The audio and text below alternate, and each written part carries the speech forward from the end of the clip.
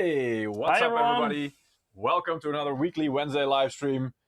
I'm Peter, I'm Mike. and we already saw some people asking in the chat, so let's address what happened last week. I wasn't there, well, at least you didn't see me. I was there in the background. I was there in the foreground, Yeah, and yeah, all of a sudden the stream dropped, as you will probably have noticed. And panic ensued. Yeah, and that Not was... just on your end. But we're all good. We're still alive. Yeah. It was just our internet connection that bailed on us. Yes. So that was a pity. Yeah. I see some questions in chat already. Are we carrying on from last week? Now let me right away address this. Because not this week, but next week, yes, we're going to address 3rd gen Ryzen support on 300 and 400 series AM4 motherboards. Exactly. I think there were many questions about it, and that was one of the big curious. topics that was still due to be... Exactly. And just before we wanted to talk about that, the internet connection dropped. Yeah. So we will still address this. We will even do a dedicated live stream about this. We'll tell you everything you need to know about flashing your BIOS with either the BIOS flashback, the Flash BIOS button, or the traditional M-Flash way to flash your BIOS to make it ready for 3rd gen Ryzen on your... So you will basically explain to them the different ways of going about it, and when you should use which method. Exactly. Right. It was a difficult one, but yes, that's approximately what I got it out eventually. Eventually it works. Wow. Okay.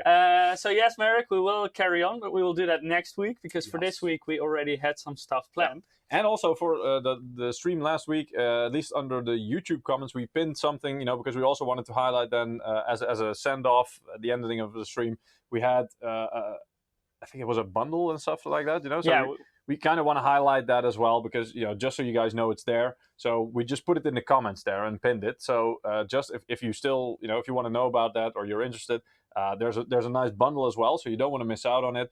There's some information there, so you can go to the link which tells you everything about it. So it's a free water cooler with a motherboard. So exactly. Check it out. And it's well worth the effort. Yeah, definitely. It really is.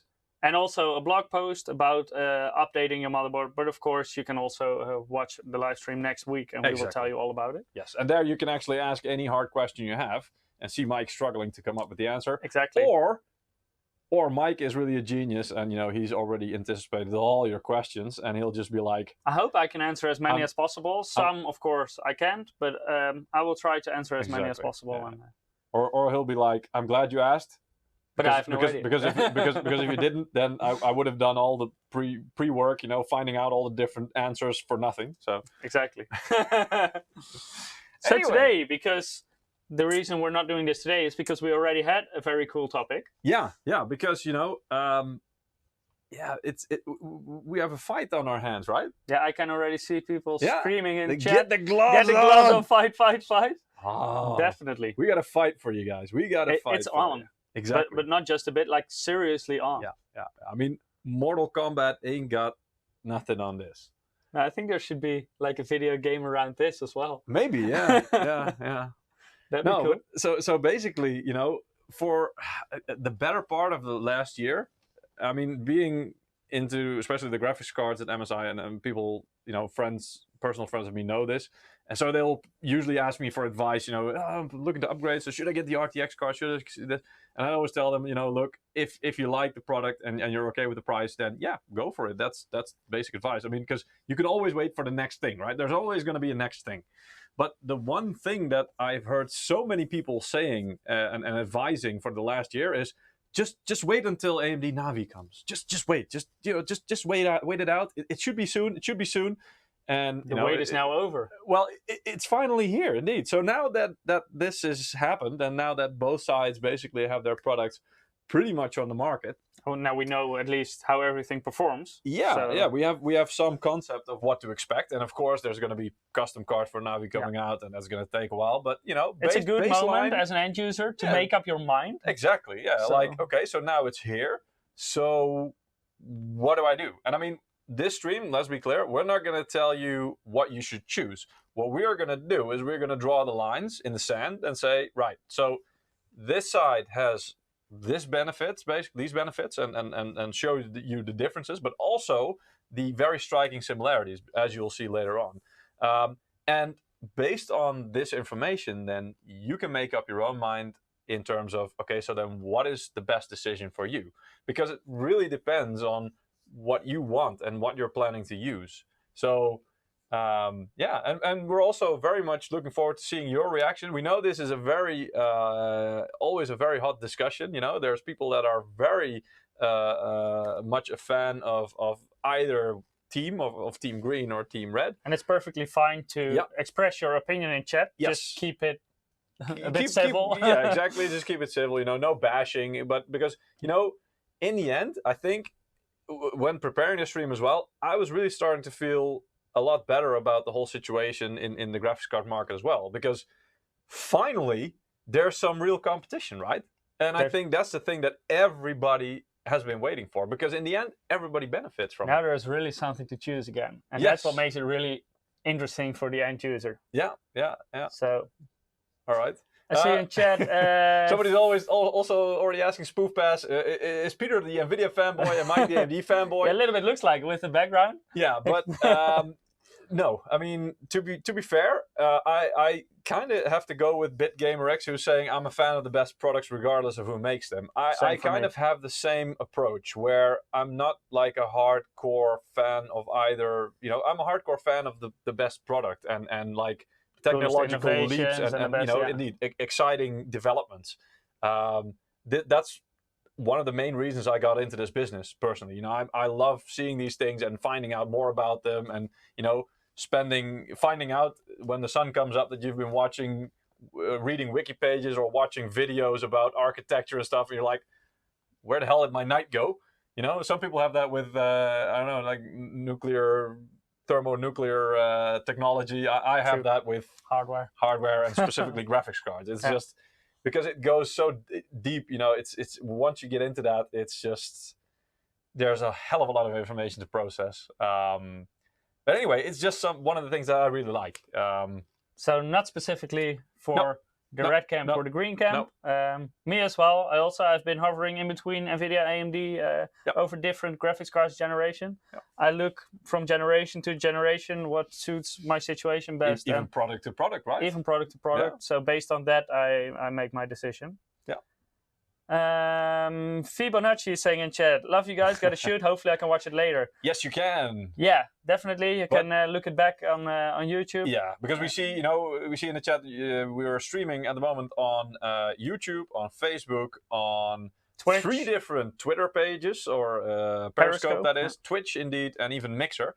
We see that Fibonacci J is on one of the Periscope pages. So there, I think you can rewatch it. But to be honest, the quality there, I think, is limited to 720p. Yeah. So if you want to have it in high quality, you can go to either YouTube or Twitch. You will have it in 1080p 60. Exactly. So yeah, just go and rewatch it anytime you want. Sure. Hawkmoon Hero is asking, any giveaways? Good that you mention it. We almost forgot. Of course. Yes, we do.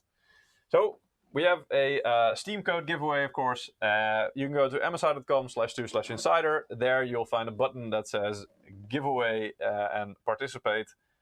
And then you probably need to do a few things like our channel, subscribe maybe. You have different actions, and based on actions you perform, you get entries. Yeah. If you've already done them, you'll probably be automatically participating, so that's fine. You don't have to do it again. And the more actions you perform, the bigger chance you will have to win. Exactly. So every single action you perform increases your chance of winning, and that's pretty much it. And if you don't see the button on the landing page on msi.com/2/insider, Mike will post it in the chat I will momentarily. do that right away. There you go. So you can get the direct link as well, because there's always some people who can't, for some reason, see it. So, but we still want to make sure that everybody has a fair chance of participating and winning the prize. We'll be giving away several $20 Steam wallet codes today. So even if you didn't win the first or the second time, we will still have... you have plenty of opportunity to win. So make sure to participate. Yes. Right.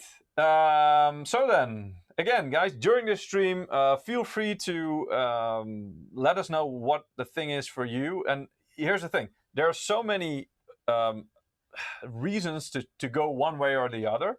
And the reason for everyone will be different. Exactly. And everybody has their own preferences. So we're really curious to know what are the main things for you. So if you have already made up your mind, for example, what are the grounds for your decision? I mean, it can be anything, right? It can just be that you like the one color over the other. It doesn't matter.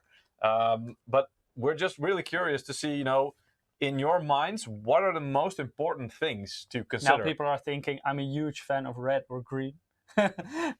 Then you already have your decision. Well, I mean, if you base your decision on that, fair enough. But there's so many other things to base your decision around as well. I mean, there's pricing, there's feature set, there's raw speed. Yeah, raw speed. There's certain designs, like how the cards look. There are a lot of things that you can consider. Yep. So yeah, we're just really curious to find out what you are saying. Also, just before the stream, I received a picture of a card that has not been shown anywhere before, like anywhere.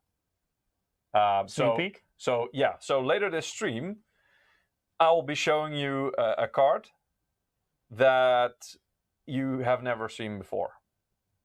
So first time. I haven't seen it either. To be fair, I'll say this again when I'm about to show it. I have no context. It's like literally seconds before the stream. I saw it popping up in my inbox, and I thought, yeah, that's going in. Because I want to share this, we need to share this. So the first one to witness? Yes, yeah. You haven't even seen it, I think. No, I haven't. Yeah. So, yeah, then we'll see. Anyway, indeed, noise. Mohammed says, I'm a fanboy of my wallet. Who isn't, right? I'm not a fanboy of my wallet. If you're like masochistic about your wallet, you spend money just to punish your wallet. Is that kind of... That would be like the opposite of that. Maybe it's a very fancy wallet. But yeah, you take it, wallet. You take it. It'll be interesting to see. Will AMD GPU have RTX support in the near future? Merrick asks. Good question. Something we'll also come back on.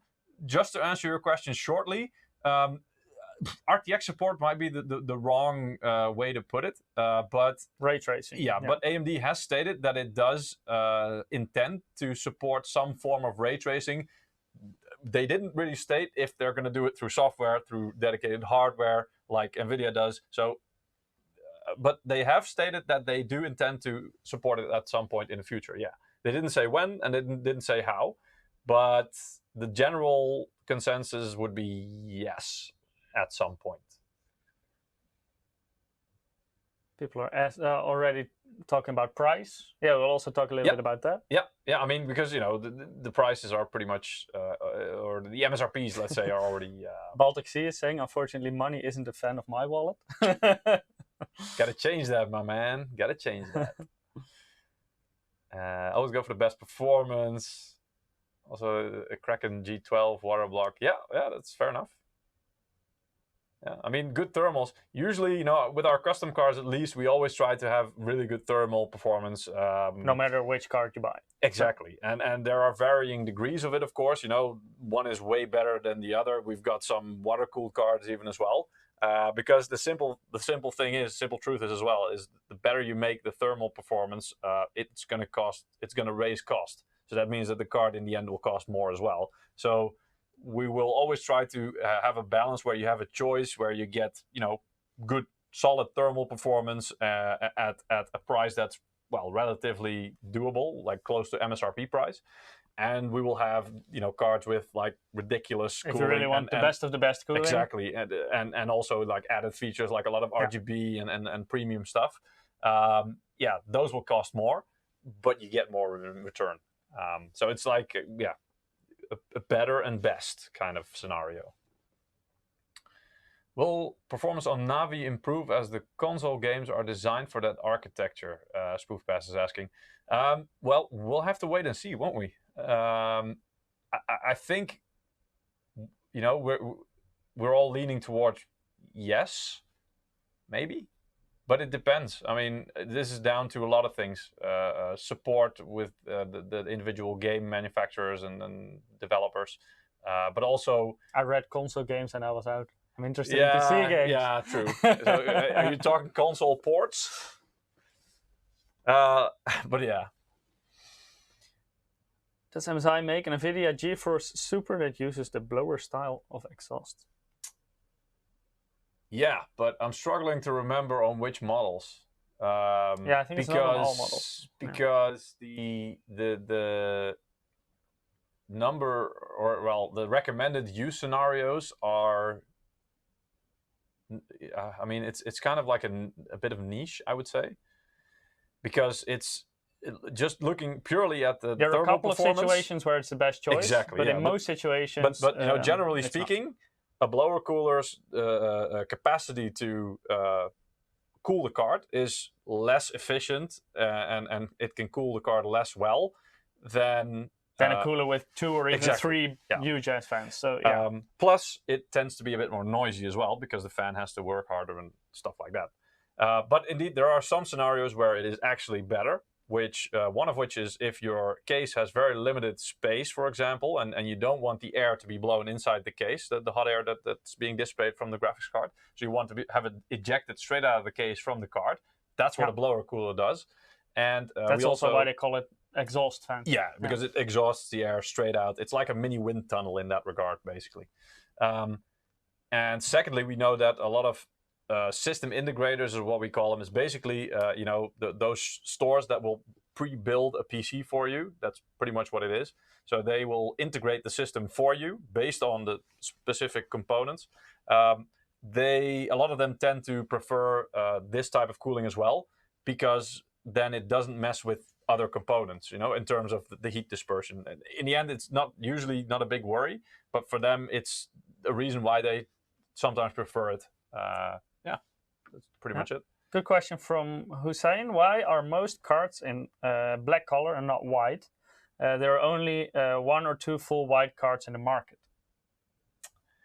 My first response would be, white would hurt my eyes. It does. I think it looks pretty cool, but like black is. I think we had way white, more common. You know, we had with the armor cards, we had black and white, so there was a mix. Indeed, there's no there were no full white cards. It's kind of a trend, I guess, where you see we also had some the Arctic motherboards, right? So we had some motherboards in white. I mean, for the graphics titanium cards boards as well with the silver. Yeah, so it was a bit lighter. I don't know. It's a taste thing, you know, and that's always difficult because one will. And the majority of people go for darker colors. Exactly. So black is very popular, also in cases, but also on motherboard series, you see that, that black is the dominant color. Yeah. But also, if you look at, you know, you want to have something that can pretty much be matched with anything. It's preferably, of course, our own motherboards, so MSI motherboards, MSI graphics cards. But also, even if you don't have that and you want to mix it up with other components, preferably you want it to mix, right? It should not clash. So. And the amount of white, I mean, that's exactly as you say, there's not that much white hardware available. So that means that the chances of having a white graphics card and being able to match it with any other build is quite slim, you know? So that's why usually darker colors are a bit of a safer bet. So that's pretty much why. But I agree that it looks cool. I like the combination of black and white. I think it can... Yeah, I've seen some white builds and some case modders, and it blew my mind. I got chills. I also saw some case mods with RTX 2070 with the black and white cooler, the armor version, and also everything like the sleeves of the power supply were completely individually sleeved in black and white. It looks really cool. Yeah. But you know, that's a whole theme next build, level. basically. That goes beyond what most people will do. It's not a basic build. True. No. All right, so let's get started. Yeah. And you know, we'll try and look at the chat as we go along. But yeah. So continue to discuss or put questions in there. Yeah. I'm gonna take a sip. That's a good idea. Simultaneous sipping. Yeah, this talking a lot, you know. All right, so we got a fight. Yeah. So let's introduce our contestants, shall we? So we're gonna start at like a bit of the high a high overview, basically high level overview. So in the green corner, you should do this differently. Yeah. In the green corner, right? You go ahead. I'll do the red corner. Okay. You do the green one. In the green corner, we have the GeForce RTX 20 series Super.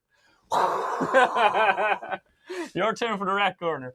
In the red corner, the furious Radeon RX 5700 series Navi. Right? Pretty good. Pretty good. Where's my applause? Everyone. No. So everyone should be quite hyped up now, I think. Yeah. Mark's asking, voice, no Coke today, Michiel? No. My voice should be firmly destroyed after the stream. I don't know, the guys who have a job like that, you know how they cool. they have like special vocal cords, I guess. I think it's great to announce boxing. It does get you hyped up, doesn't it? It definitely does. And they have the whole crowd cheering. And... Exactly. Anyway, so chat, please be the crowd, and now cheering chat. Yeah, let's go. Can we get a cheer, guys? Can we get a cheer going? All right, so let's measure up our two contestants, right? So we have the NVIDIA RTX 20 series supercards. Of course, specifications will be different per GPU. We'll get into that a little bit later. But now let's just first look at the architecture as a whole. And the differences or similarities that we could find there. We already see some cheering going on. Thanks, nice. Guys. Feels good. Feels good, man.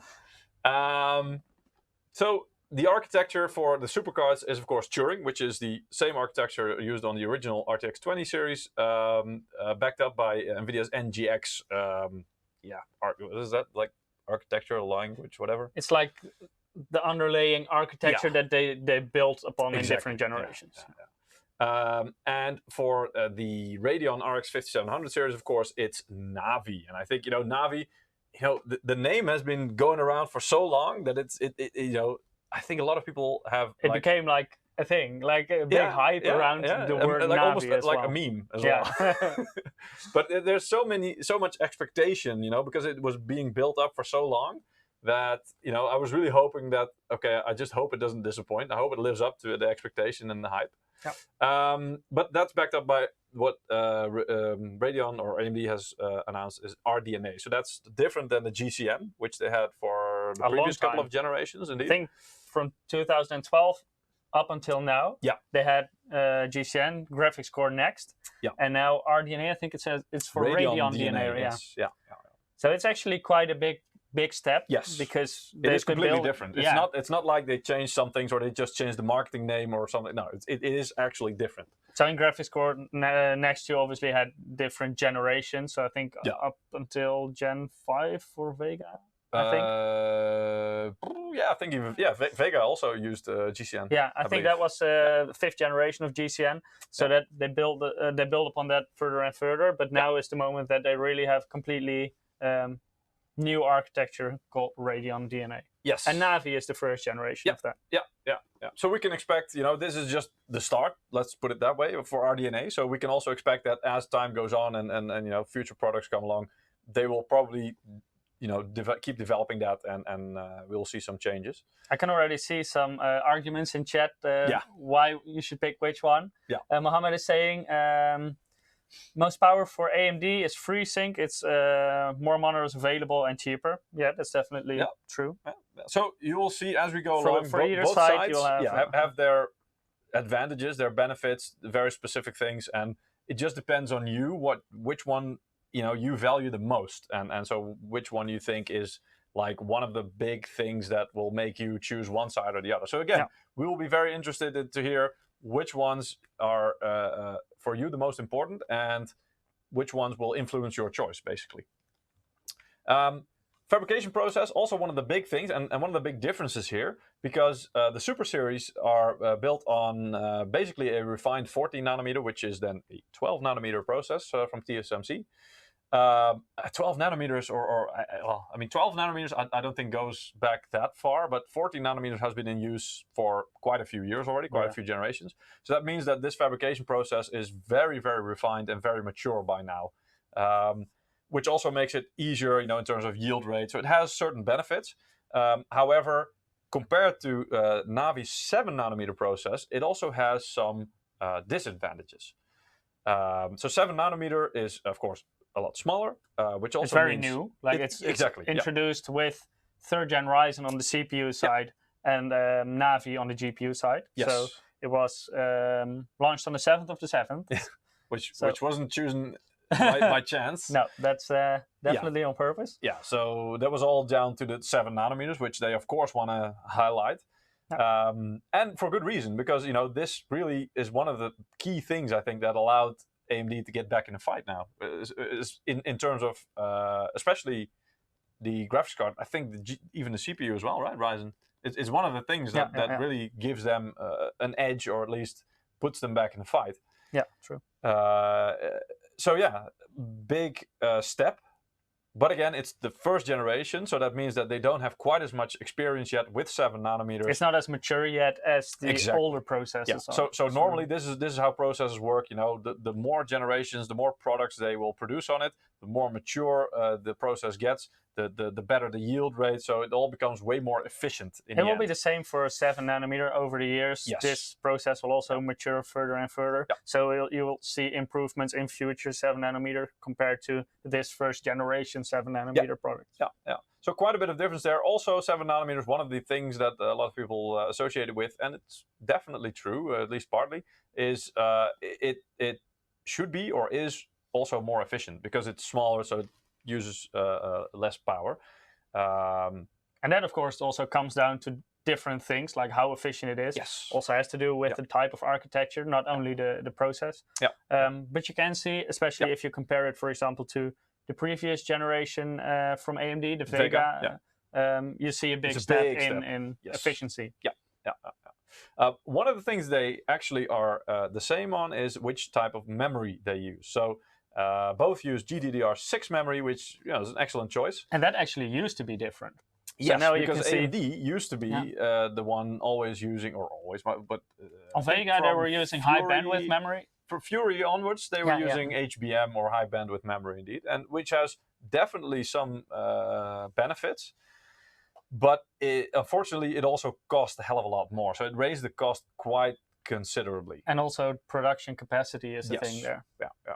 So there is, yes, it has its benefits, but it also has quite major downsides. Potential, or in this case, it did have downsides. Exactly. Indeed. So I do understand why they chose to go with GDDR6 instead, which is it's like a safe choice, but it's not by any means a bad choice. And in the end, actually, for if you look at the cost, for example, and what these products should be priced at. For price performance, I think it's a proper choice. It's a really good choice, exactly. So yeah, great. Happy so far.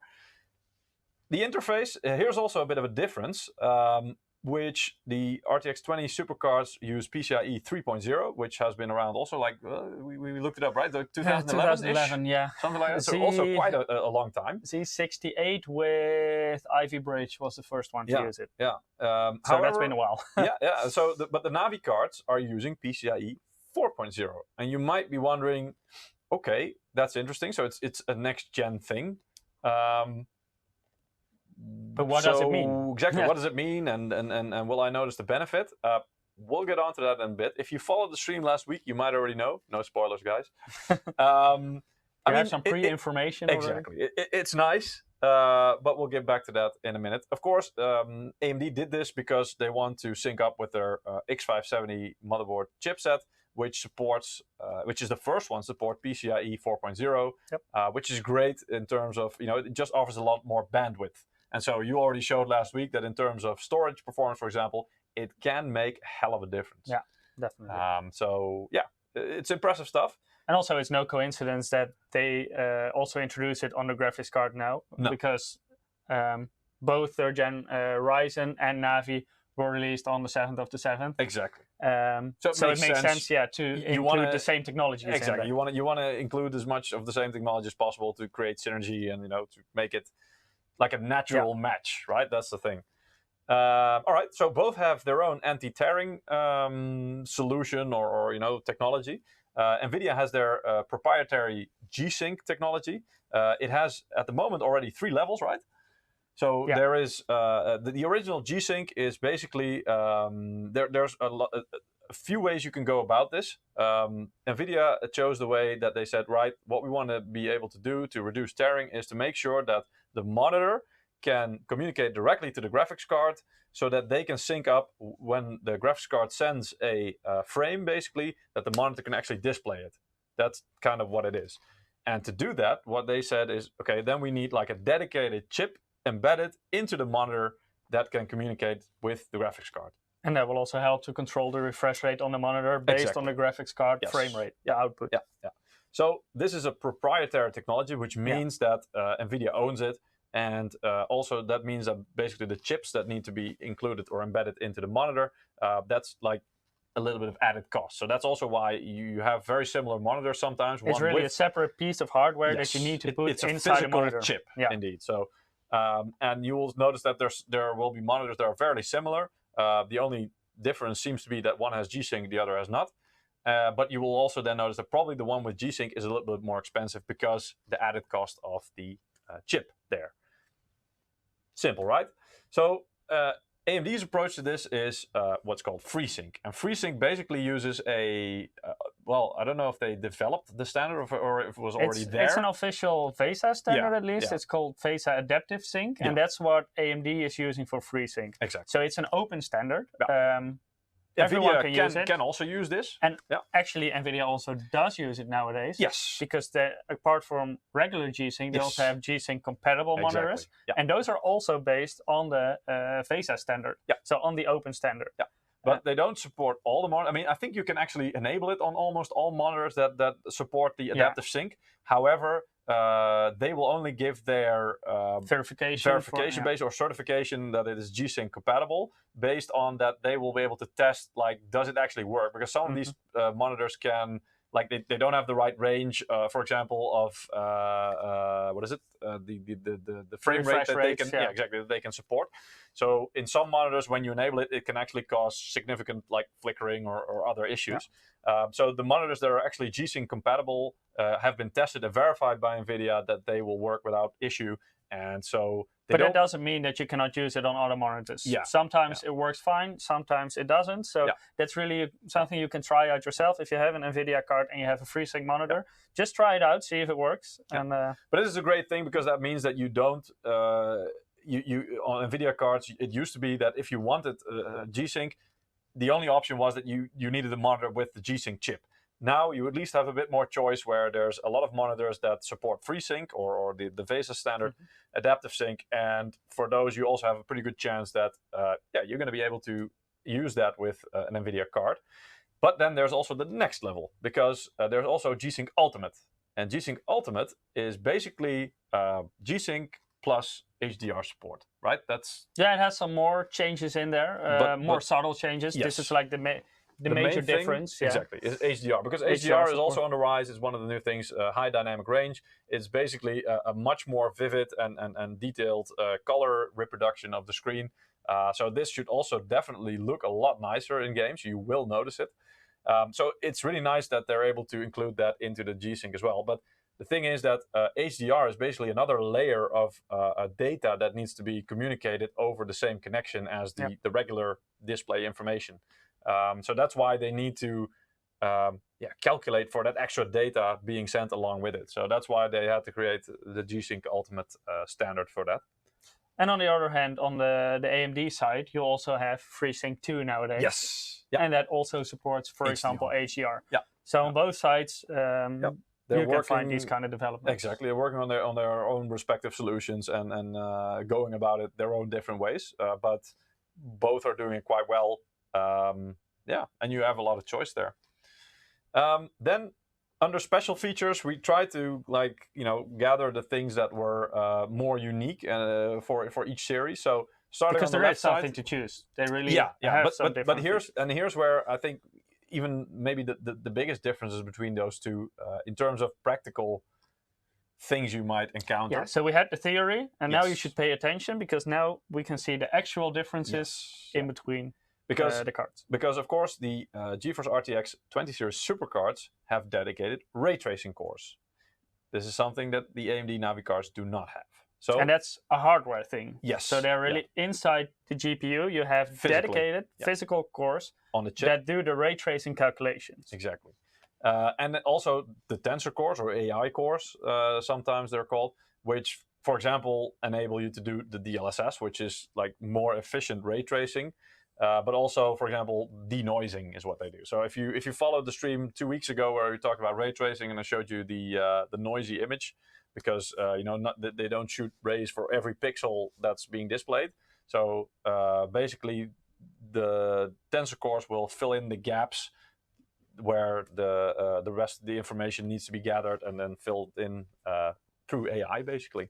So you get the not so noisy picture. Yep.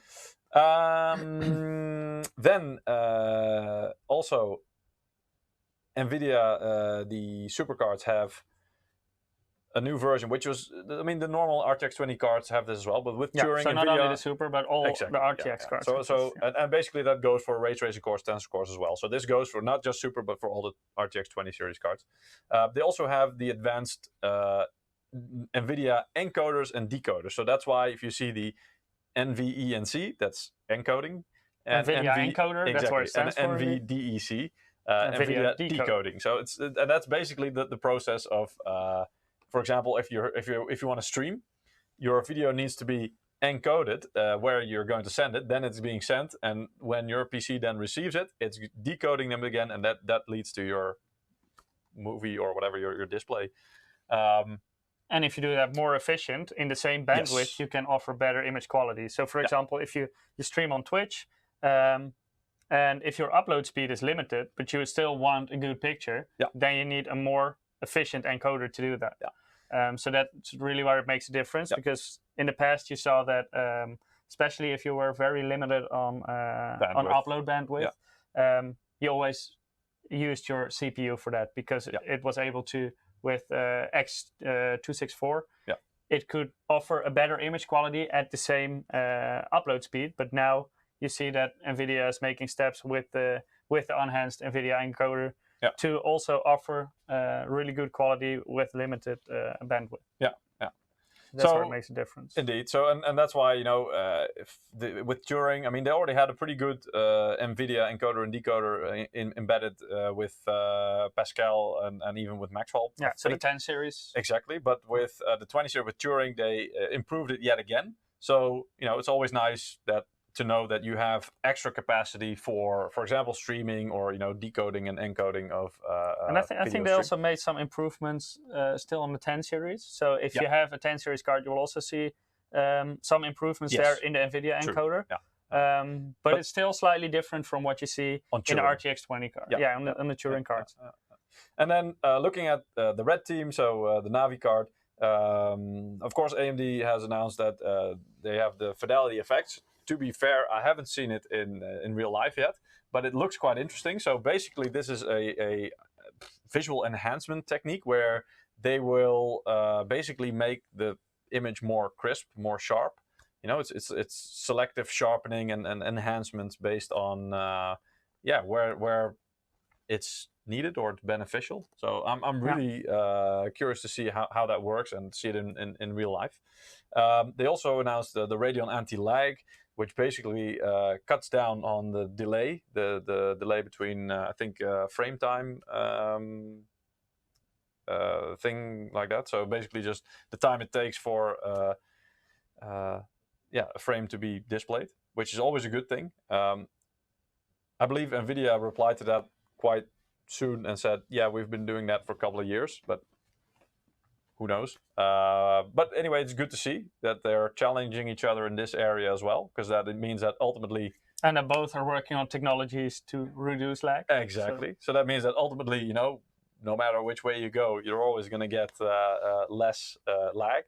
And also Radeon has their media engine, which is kind of comparable, I guess, to it's also encoding, decoding. So it also enhances the whole process and optimizes it so that you, don't have the hardware impact, basically. So it doesn't use that much resources on your hardware itself, be it your graphics card or your CPU. And mostly your CPU, because a lot of these tasks, they can be performed way more efficiently on a GPU, because the raw calculation power that a GPU offers is generally much higher. So the impact on a GPU for these kind of things is much lower than it will be on a CPU when you do it there.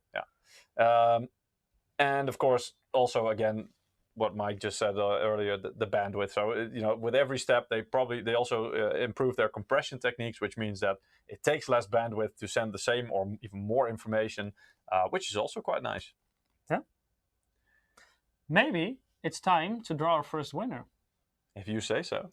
I think it is. So for the ones who haven't participated yet, you can still go to msi.com/2/insider. There you can find a link to our giveaway. You can perform certain actions. The more you perform, the bigger chance you will have to win. And throughout the stream, we will be giving away several $20 value Steam wallet codes. Yep. If you already participated, you don't have to do anything, because you're already automatically participating in future draws. It doesn't reset after each draw. That's basically it. So if you apply once first time, during the stream, that is, you'll be automatically in for any subsequent draw during this stream. Though, if you want to participate the next stream, you will have to apply basically. So for the ones who cannot see the link there, I will also post it in chat. And there you can participate in the giveaway directly. It's a direct link to Gleam. And we have our first winner. Yep, and our winner's name is Iram. Congratulations, Iram. We're going to get the Steam code to you as fast as possible, at least this week. And yeah, we hope you have fun with it. I don't know, I think did the Steam sale already end? I actually didn't really look at it. I'm not sure, actually. I was confused by the mini game. I don't know about you guys. I read everybody was pretty much confused by it. I haven't heard anything about the minigame. What was it with the minigame? It was a race thing. And you had different teams, and you had to, pick a team and then be part of it. And anything you did during that, if you played the game or you bought something, it would add, points to the team. And then, I've been using whichever Steam a lot, team, but I didn't see this. Whichever team won got, some prizes or whatever. It's, nothing impressive, but it's just, nice. Nice to have, yeah. But it was just so confusing. I think everybody was like, I have no idea what's going on here. It's no idea how to influence the scores or whatever. Just no idea. I usually just start Steam and then I start Rocket League and I don't take a look at what's all there. Me too, but it depends. I mean, every Steam sale, I am very tempted to just look through it and see, okay, so are there any things that, I want to have? And sometimes there are. Oh, the sale is already gone. Well, But of course, you can also just put it in your Steam wallet, so you make sure you're ready for the next sale. Yeah. Or if you cannot wait, you can also spend it right away. Of course, that's all up to you. Yeah. So, or you can just save it up for if you win 3 times or something, you might have enough for Cyberpunk once it comes out. You're really looking forward to Cyberpunk, aren't you? Who isn't? Like really? Who isn't? It's not my type of game. I like the esports kind of games. Under which rock have you been living? Yeah, I think called it's more... Rocket League? That's a good one, actually. Yeah, probably that one. Man. But also more of the other esports titles. I think this is more of a single-player game. See, how can you not have seen Keanu and... You're breathtaking. It's just the not whole my thing. kind of game. Come on. Well, it just shows you that not everybody's the same. Even here, So for games, it's the same as graphics cards. Like one person prefers one thing, the other prefers something completely else. Okay. Oh, actually, it was impressive. Sorry, Baltic Seal. Yeah, so that's maybe then I didn't really pay attention about the price. You're right. Yeah, now that you say it. Not impressive. The prize indeed for the winning team was that they got the first place on their wish list. So basically the game that they had at the top of their wish list, I think. It wasn't for all participants, but indeed they picked 5,000 guys of the winning team at random. So if you did have so the winning teams, they got to participate. Yeah, and a big title there. I mean, true, that's pretty cool. One of the things, it only 5,000. I mean, it's probably it's cost a fortune probably for Steam. But then again, it depends on what games they have on the first place on their wish list. That's Valve's problem. That's true. But if people have, it's not like Gaben has limited funds. He's like a AAA title. He's or almighty. He is Lord Gaben. He can spare it. That's true. He doesn't break a sweat. I see you have more people that are already waiting for Cyberpunk. Yeah, of course. Get on board, man. Get on board the hype train. I will try it out, okay? Get on board the hype train. Once Cyberpunk is there, I will try it out. Maybe Jump on stream. on. We'll see. Exactly. All right. Anyway, let's back to the graphics card. Yes, let's get back to the graphics card. So, yeah, we just compared the two platforms basically. So now let's get into a bit more of a detailed overview or fight, let's say, because now we're gonna pit the well, basically the two main competitors against each other. So I have included... Or three, maybe. Well, like, yeah, kind of. Because I have included the original 20 series cars, in this case the 2060. In this case, it's not just for reference, because the original 2060 will continue to be available on the market as well. So you can still buy it. You can choose in between the yes. 2060 and 2060 Super. It's not like they launched the Super and the 2060 will exactly. It's not going to replace the Super is not going to replace the 2060 in this case. No, they're going to coexist. Yeah, but looking at that first, the jump to Super. I mean, we had a stream about it before, but I'm just going to repeat it for the people who didn't maybe see that. It both uses the same TU106 processor. However, you can see that the amount of cores on the Super is a lot higher. And also, it gets a lot more ray tracing cores. It's basically the same amount of ray tracing cores on an RTX 2070, so that's nice. However, it does get a few less cores than the RTX 2070, but still a lot more than the original 2060. So it also means that you'll get more performance. Clock speeds are also a bit higher compared to the original 2060. So again, or at least the core, the base clock. The boost clock is actually a bit lower. In the end, probably, you know, because these boost clocks is kind of like the minimum clock you should be able to expect during gameplay if your cooling is good. Yeah, so usually you'll end up above this anyway. VRAM, it's got a nice boost, both in the number of, the amount of VRAM, I should say. So it's gone from 6 to 8 gigs of GDDR6, and also the memory bus bandwidth has increased. So the memory bus is wider, essentially, so you can push more through. Yes, so you have basically just more room for more data to go through it. That's it. And it's actually quite interesting, because 8 gigs, we already saw that the RT cores are now similar to 2070. Yeah. But also, the VRAM is also on 2070 level. Yeah. So it's very similar in terms of specs, and later on we will also see some of the performance. But yeah, it's not far off. Let's just say that. Yeah. Then in terms of performance, I mean, we try to like create a balance where, like, on paper you can see, you can try and compare them. And then later on, we'll also show you the benchmark, so that kind of shows you the real life performance. So you can see that in terms of raw compute performance, this is, I think they call it, was it single point? No. Single precision. Yeah, that was point. It. Yeah. Well, like I said, these are videos and information you take in like in the middle of the night when you should be sleeping. It's a very technical story, but essentially what it means is the raw calculation power that the GPU can provide. Yes, exactly. And so when you compare that, you can see that the 2060 had 6.5, and then the 2060 Super has 7.2. Quite a nice boost, whatever. And in TDP, you can see also a 15 watt higher, so that's not surprising considering it's a larger chip. It has more cores, so also has a higher base clock. Yeah, and more memory, so that all increases the power a bit. 15 watts is not that big of an increase, so yeah, it makes sense. Yeah. In terms of price, you can also see that the 2060 Super, of course, is priced at least at MSRP level. So these are the original launch prices. Could be that the 2060 now is priced a bit lower already, or even higher. I don't know. These are the official launch prices, just so you know.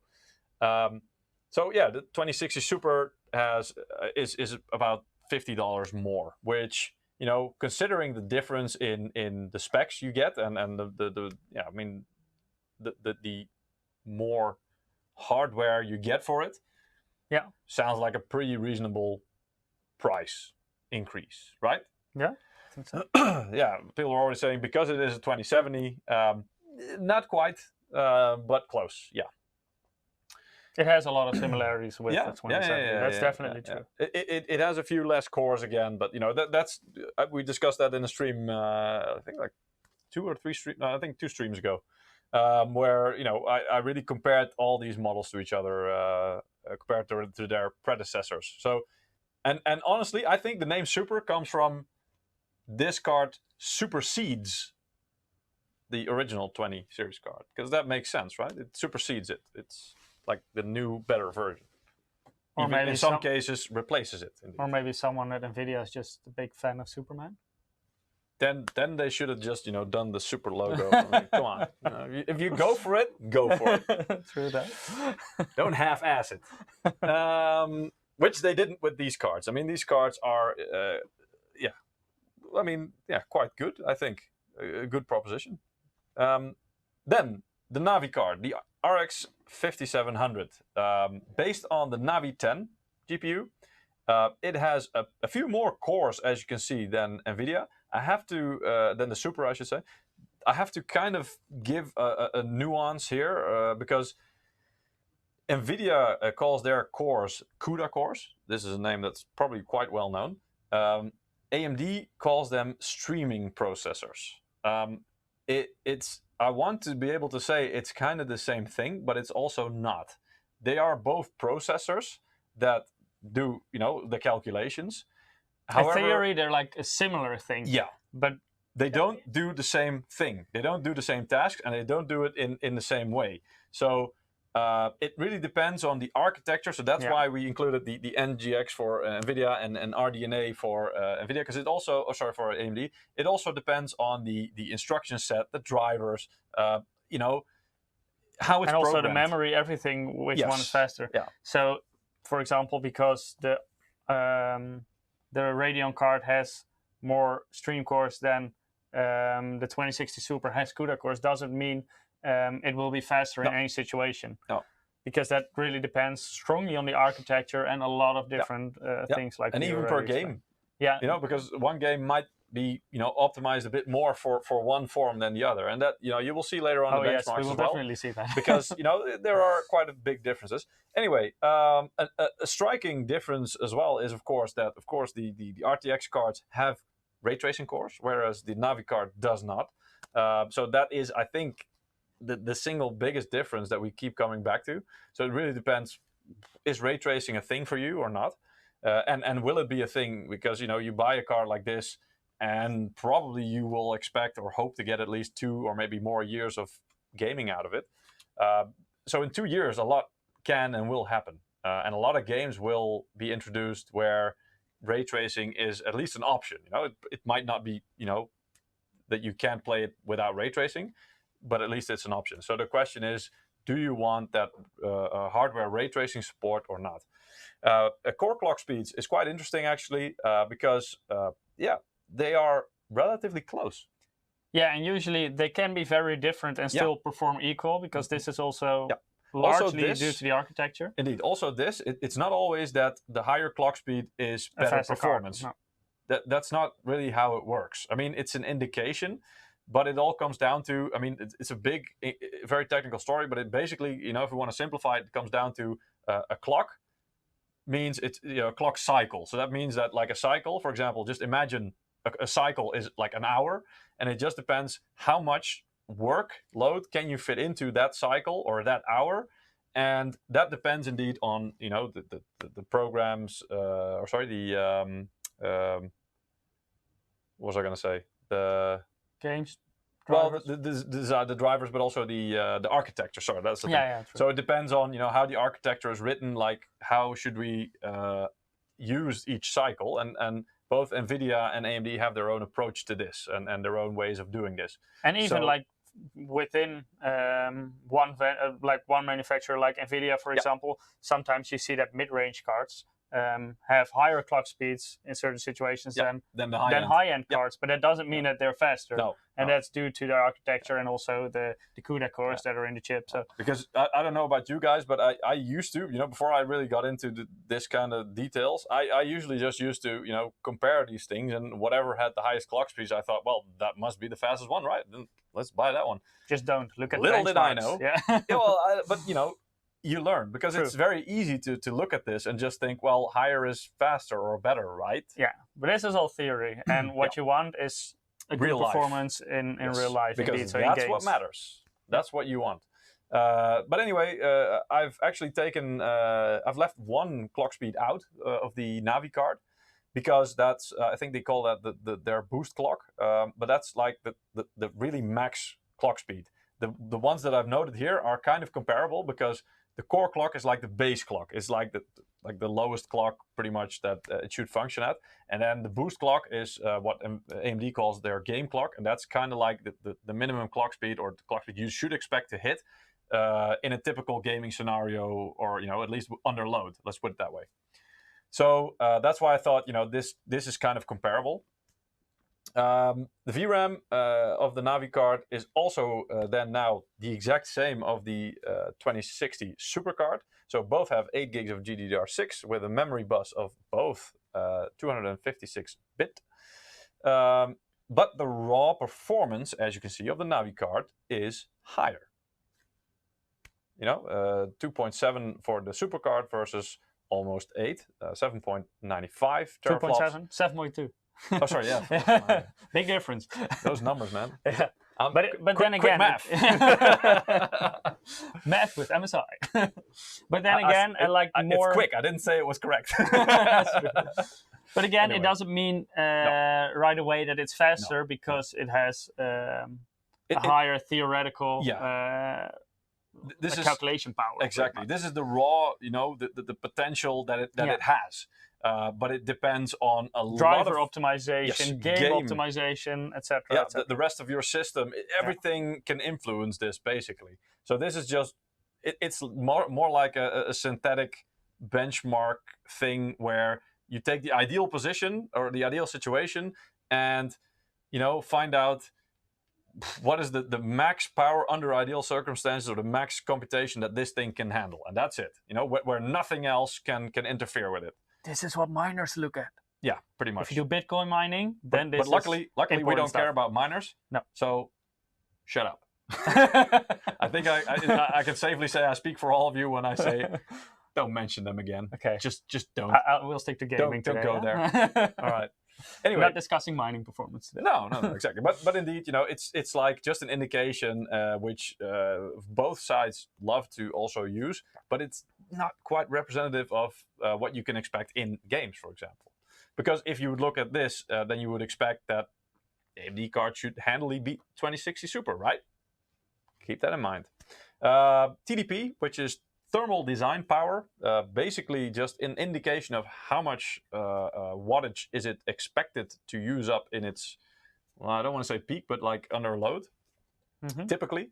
And our thermal engineers, freaking geniuses that they are, based on this number, they can work out how beefy the cooling solution needs to be able to handle this, you know, the heat that is generated from the chip and so the only rest with of the card. This number, they can already not finalize the cooling. No, but they good, can, they can start have a pretty good indication, and they will pretty much, you know, without all the nice design elements. But you know, if you'd ask them to make a heatsink for 180 watts, for example, they'd be able to do it. Yeah.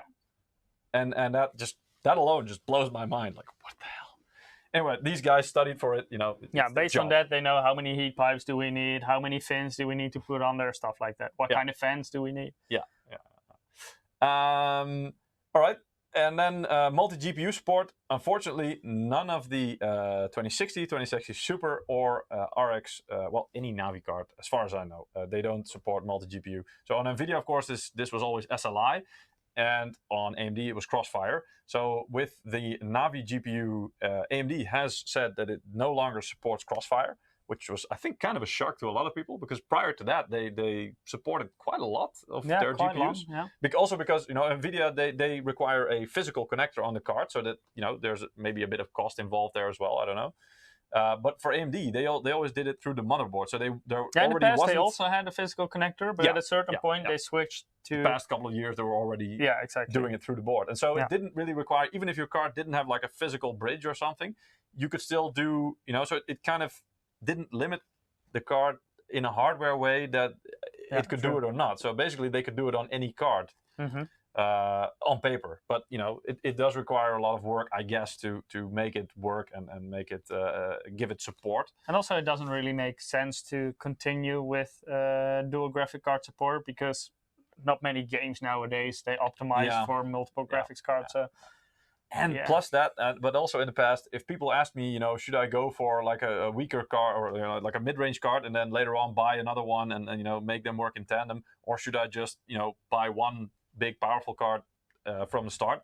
I always told them I would go for the powerful card, because those two cards, even in the past when it was like the SLI heyday, there were always some issues with some games or some drivers which you would have on or like micro stuttering when you were using two cards versus when you were using a single card. Yeah, the frame times, they're very bad compared to single card. But also you have performance scaling. So using two cards doesn't mean you'll get double performance. Exactly. You'll always lose a little bit there in the scaling. And also, in one game it's a lot. Also the VRAM, it doesn't stack. So if you have two cards with 6 gigs, that doesn't mean that you have 12 gigs of VRAM at your disposal. No, they can still only use 6. So, I mean, most of these were not like major issues, but they were all things to like, it's a risk. And so with a one single powerful card, you kind of avoided that. Whereas with two less powerful cards working in tandem, it could go fine. I've done it as well. In some games it did, in other games it didn't. But exactly. But it was always card, like always more consistent. It was like a roulette thing. Like, exactly. Will it work? I hope so. And if it didn't, you had to go and Google for solutions, whatever. All right. So then we're now down to the MSRP. So that's the pricing, of course. Again. For Navi card, it was. It's now. They dropped the price a little bit just before the launch or the on shelf. I should say. Because this used to be $399, right? No, $379. I think on this one. Yeah. So it was like neatly in between the 2060 and the 2060 Super, and now they actually dropped it to the original 2060 MSRP, which I think is nice. I mean, again, there's a price difference, but there's also a difference in specs, because you lack the ray tracing cores. And again, if you don't really use it or you don't plan to use it, that's not a big issue for you. But for some people it might be.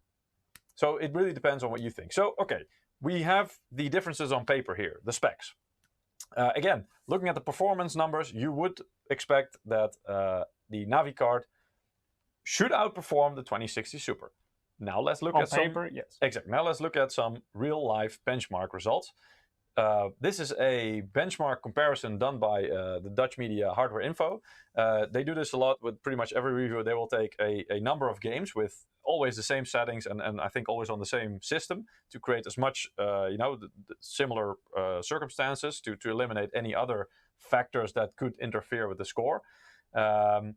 Just to make sure, this graph starts at 66 FPS. Yeah, so it's not like the 2060 Super is twice as fast as the 2060. No, exactly.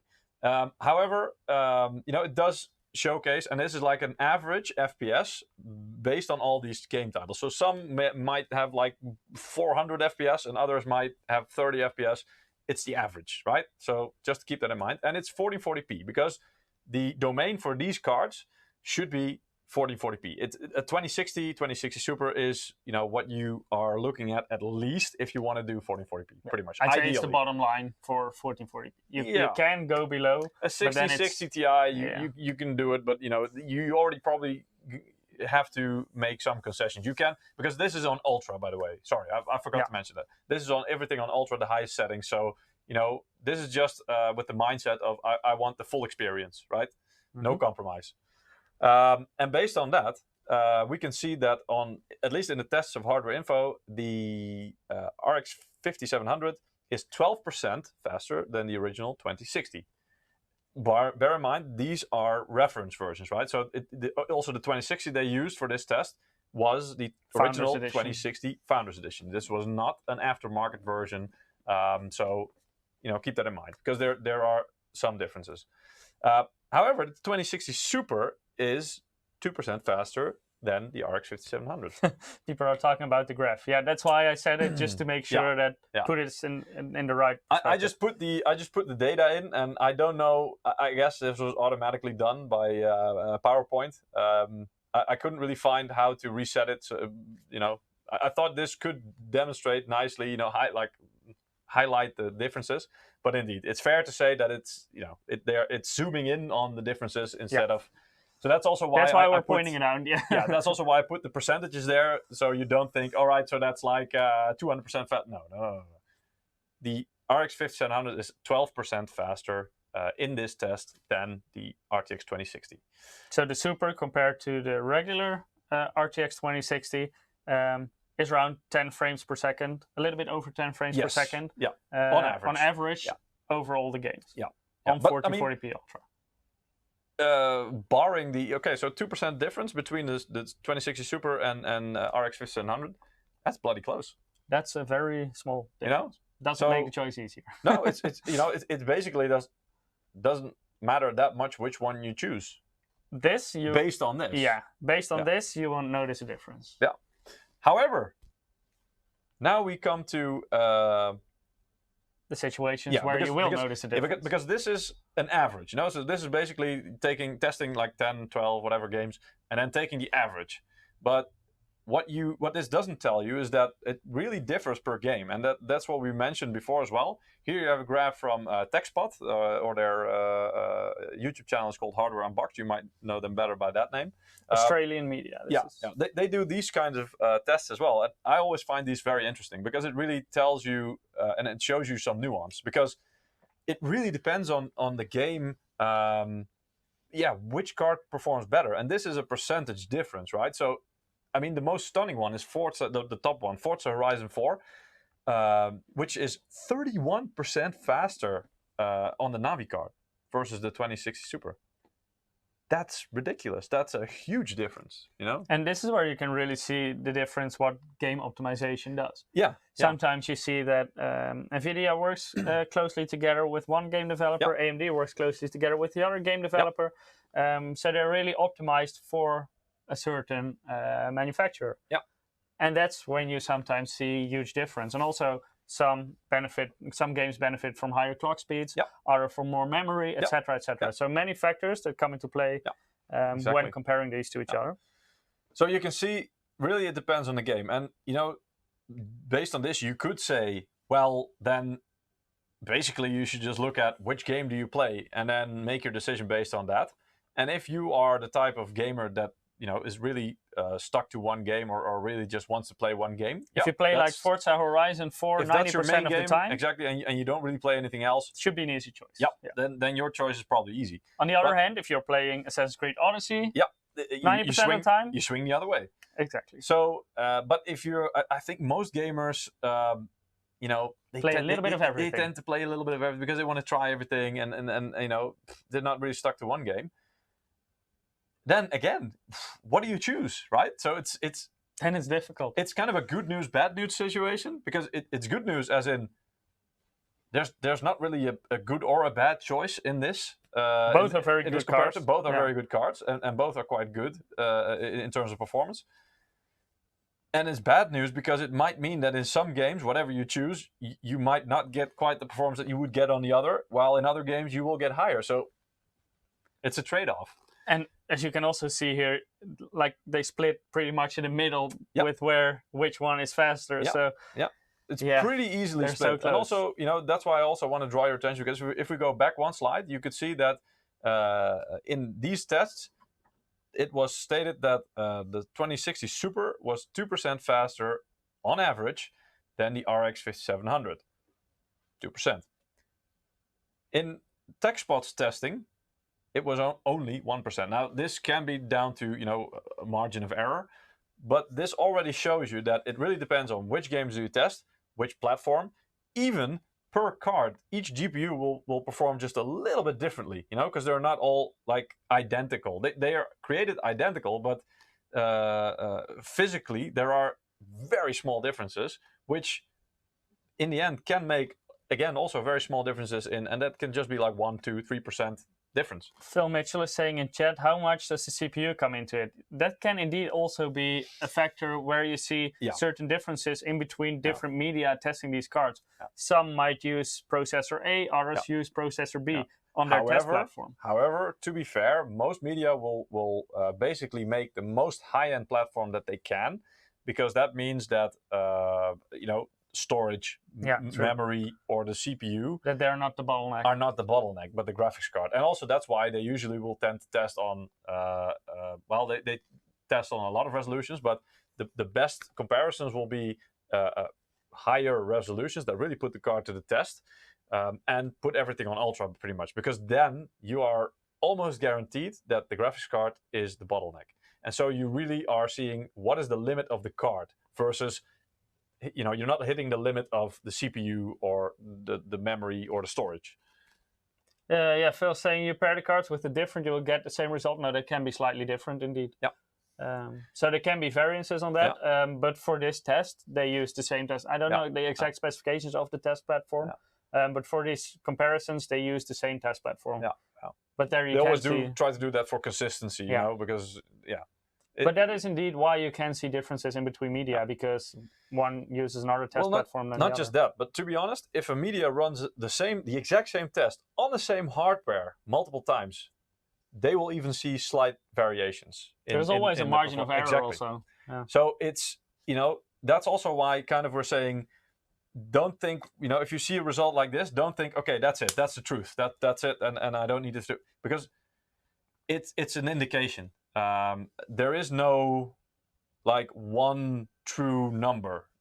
It varies, and especially you need to take this into consideration, because the system that you have, where you're gonna upgrade your graphics card, might not have the best CPU, for example, or it might be bottlenecked by that. And so you might be expecting the performance that you see in the benchmarks from the media, but you're going to be let down because, for example, your CPU is bottlenecking in the specific game you are looking to play and get more FPS. I mean, this can happen. So make sure you take that into account. Even like one driver update to the next can make a difference, or one game patch to the next. I mean, it's crazy. And that's also, this can change over time because of driver optimization. We've seen that in the past, where some games, at the beginning when they launched, they were a bit heavy on the GPU, for example, and then sometimes game vendors themselves, the developers, they will decide, you know what? I mean, I think ray tracing in Battlefield 5 is a nice example. Also. The impact that ray tracing had at the beginning was so dramatic. So they decided, okay, we need to work on this with NVIDIA. And so a few weeks later, they produced a patch where they had a lot of optimizations, and suddenly it was I think it was almost twice the performance in ray tracing, right? Yeah, it was a big step. And so that it's an extreme example. It doesn't always go like that, but I mean, it's one example of, so a lot of times these games will carry on developing, especially online games, because they want to be available for a long time and want to keep developing. So they might introduce a lot of optimizations which give you better performance. And now they're very close, but maybe if you test everything again in 1 year, maybe the AMD is 10% faster, or maybe the NVIDIA is 10% faster. And I think, or anything in between. I see Jacques Marnouek. I'm hoping I'm pronouncing that right. I think you have a good point as well, because we say, of course, that you need to take into account, there's a lot of things that can influence it. And some games might, I don't want to say prefer, but run better on one architecture or one GPU on NVIDIA, for example, versus AMD, and some will be the other way. However, it's, I think, indeed, for per brand, like MSI or ASUS, any of our competitors, there should not really be a noticeable difference there, because nobody makes their hardware, neither NVIDIA or AMD will make their hardware based on a preference for one of their board partners. And game developers certainly don't have, I've never seen that a game developer has a certain preference or makes the game more fit for one board partner versus the other. So indeed, that there should not be a variation there, at least not based on that. Let me see if we have more. Waylander B is saying the patch was great on Battlefield 5. My 2080 would dip under 60 FPS on 4040p, so I switched RTX off. Yeah, that can indeed be a reason. If you play on a higher resolution and you don't get steady 60 FPS anymore, I would do the same. I would also switch RTX off. But that differs from person to person. Some people really want the eye candy and rather play at, for example, 40 to 50 FPS, while others want steady high frame rate. Goldski, love you too, man. Or actually, I don't know if I'm saying, man. I don't know if you are, but whatever. Much love. Yeah, so this is something that you really need to keep in mind, that it really can differ per game, and mostly the differences are negligible. If you look at Dirt Rally, for example, Far Cry New Dawn, The Division 2, Shadow of the Tomb Raider, these are differences you're not really going to notice, but there are some extreme examples like Forza Horizon, and 31% is not insignificant. So that is something that you would notice. And that's also not to say that this is always going to be this way, right? Because it could be that NVIDIA sees this and is thinking, wait a minute, we need to get on the phone with the guys from Forza and see how we can improve this.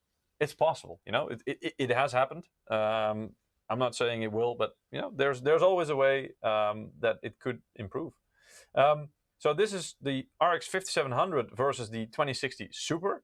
For good measure, we've also compared or included the comparison from TechSpot for the RX 5700 versus the original 2070. And here you see a relatively similar picture. You see a slight shift. Yes. And that's because the 2070 is slightly faster than the 2060 Super. Yeah. So you see a little bit of a shift towards. But there's like 3% difference, right? Because on the last slide it said it was the RX 5700 was 1% faster than the 2060 Super. Yeah. And it's only 2% slower according to their testing than the original 2070. So on average, yeah, on average. So interesting, but again, not a big gap, right? Pretty damn close. But here you can also see again, per game title, it can vary wildly. Fortnite, for example, in this case, heavily favors the NVIDIA card. And again, you see Forza runs way better on the AMD. So yeah. Differs from title to title. All right. Then we already showed you the 2070 benchmark there. We also have the XT. Exactly. Before we get into this, shall we do another giveaway? Oh, that's a good idea. Yeah. I think chat will agree with that. Does anybody feel lucky? Let me just grab the right mouse. So let me just put this in the screen again, because for the people who haven't participated yet, you can go to msi.com/2/insider. There you can see the giveaway. I will also post a link in chat if you cannot see the link right there. You can perform. Oh, something went wrong. Oops, something went wrong. I'm trying to post a link, but yeah, maybe you need to reload it. That's saying that. Let me try again. There can be some difficulties with the application. Maybe I'm having some. Okay, so I can see some. Yeah, our chat application is having some difficulties. Apparently, some bugs or something. Okay, we should be. Yeah, we should be good again. Yeah. Okay, now you should be able to see the link. Yeah.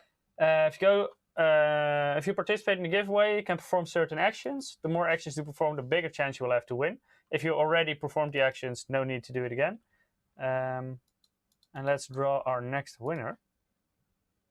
The moment of truth. Oh, and this is a very active one in chat. Yep. Hussein Hani. Congratulations, you won the second $20 Steam code. We'll get it to you as soon as possible, my friend. Congratulations on winning it. You worked hard for it in chat, so exactly. Good job. May you deserved it. May you make a wise choice in spending it, but maybe not. It's up to you, really. All right. Yeah, it's always good to see people winning that are very active in chat. Exactly. We'll have more giveaways during the stream, by the way. So if you haven't participated yet, please do so, and you'll have a chance to win. So, all right. Going back to the comparison, then I'll try and be a little bit quicker on this one. The RTX 2070, the original one, was based on a TU106 GPU. whereas the Super version is based on a TU104, which is the same GPU as the 2080 and even a 2080 Ti, I believe. So here we see different GPUs. Yes, like physically a different GPU. However, that gives you more cores again, which is great. Not more ray tracing cores though, so still 64, which is fine. Core clocks are a bit higher, so that's nice. You can expect a bit more performance, though it's a different GPU, so we'll have to see. VRAM is exactly the same across the board. Everything has 8 gigs of GDDR6 with a 256-bit memory bus. Performance there is now increased from 7.5 teraflops to 9.1 on the Super. So that's a nice boost, a nice bump. TDP also a bit higher, so up from 175 watts to 215. So that's quite a jump, but let's just say with MSI thermals, meh. Manageable. And here you don't see the 2060 Super and 2070 next to each other, but if I remember correctly, we had 7.2 teraflops on the 2060 Super and 7.5 on the 2070. Yes, correct. So there you can also see how similar these cards actually are. One major difference is that the 2070 Super, because it's pretty much based on the RTX 2080, which did have SLI support, or the NVLink connector. The TU104 is also the chip used in the 2080. Yeah. And you will see that a lot of board partners will use a very similar layout. So, and because it can support the NVLink, I think it's possible that people, if you want, you could probably leave it out as a board partner. But I think that for most of our cards, but I could be wrong here, we've included it. So that means that on the 2070 Super, you do get SLI support. So if you want, you can use that. MSRP is the exact same as the original launch price of the 2070. So yeah, you get a lot more performance. I mean, 7.5 teraflops to 9.1 on paper. That's a nice increase, right? That's a nice bump. Definitely. For the same price. So good, right? Good deal. So then, the RX 5700 XT, the bigger brother, also based on a Navi 10 GPU. In terms of cores, again, remarkable. The exact same number of cores as the RTX 2070 Super. Coincidence? I don't know. But it's very remarkable. No ray tracing cores, of course. Clock speeds, again. Extremely similar. The core clock, the same. Yep. Boost clock, just a slight bit different. Really remarkable, really. VRAM, the exact same memory bus bandwidth. Performance, again, just like we saw before, the Navi card has a slight edge over, or actually quite a good edge over the 2070 Super in terms of raw performance. TDP is just 10 watts higher than the 2070 Super. And of course, again, the Navi cards do not have multi-GPU support, so no crossfire. The price, however, is $399 compared to the 2070 Super's $499. So, Powerburner is asking, why would people purchase the RTX 2070 if the 2070 Super has the same MSRP? MSRP doesn't mean it has the actual price in the market at that point. It's not the real market price. This is a price where basically NVIDIA says, or AMD, whoever states the MSRP, it's their aimed price. Like it should be. I mean, their own cards, they can control, the price that they ask for it. So that's why, for example, the Founders Edition for NVIDIA, they will decide the price. But for example, MSI cards, they cannot decide the price. Because, for example, for our gaming cards, they are a lot more expensive to create because they have a lot more features. So it would be unfair if we would have to, if we're tied to the same price. We could do it, but then we would have to scrap a lot of the features. It's just not possible to fit within that budget. And then Shaq is also saying in chat, for example, resellers can decide to discount regular 2070s. Yeah. So if they still have a lot on stock, they can sell them cheaper and put the 2070 Super on that existing price point. So. Because again, this is the thing. The NVIDIA, for example, or AMD in this case, they will create a price or name a price where they say this is what it, at least what we introduced it for, and it's like a price where, in the end, it turns out a lot of the time to be like bottom level. And the 2070 will also go end of life, right? Yes, so because the 2070 Super actually replaces the 2070. So unlike that means... the 2060, exactly. Because that will still exist next to the 2060 Super. Yeah. The 2070, of course, at this point you can still buy it, but eventually you will see the 2070 disappear in favor of the 2070 Super. Because there's a lot of inventory, of course, but still. Slowly but surely it will disappear. It will be replaced by the 2070 Super. So Phil Mitchell is saying, I've got to go. I'll watch the rest later on. Phil, it was good to have you here again, and I hope to see you next week. Yeah. So that's pretty much the difference there. And again, so NVIDIA and AMD have their freedom of putting their price and saying, okay, this is what we think it should cost. And they can do that for the cards that they sell directly. But for the cards that, for example, MSI makes, we get to decide a price. Of course, we will try to stay, if possible, close to that price, because we also know that if we make a card like hellishly expensive, then then no one will buy it. Of course. Exactly. I mean, this is basic economics and like common sense even. But in some cases, we cannot get around it. If we make a lightning card, for example, and no compromise, where everything is ridiculously good and we include some ridiculous features, that's going to drive up the cost, So sometimes we do make the decision to make a ridiculously expensive card. We do that on purpose. But sometimes, or most of the time, we try to at least make it, find a good balance between offering you something that's nice and that you would consider that, it's worth the price, and still keeping the price at an acceptable level. But even then, we make the products. We set also kind of like an MSRP price, like, okay, we think it should cost this. But, if then a shop near you decides that he wants to give the cards away for free, he's free to do that, he's free to do so. So again, everybody kind of has freedom to determine their own price. And so that's why you sometimes have a lot of variation in prices. Anyway, so interesting comparison. Again, keep in mind the Navi card has higher performance, compute performance than the 2070 Super on paper.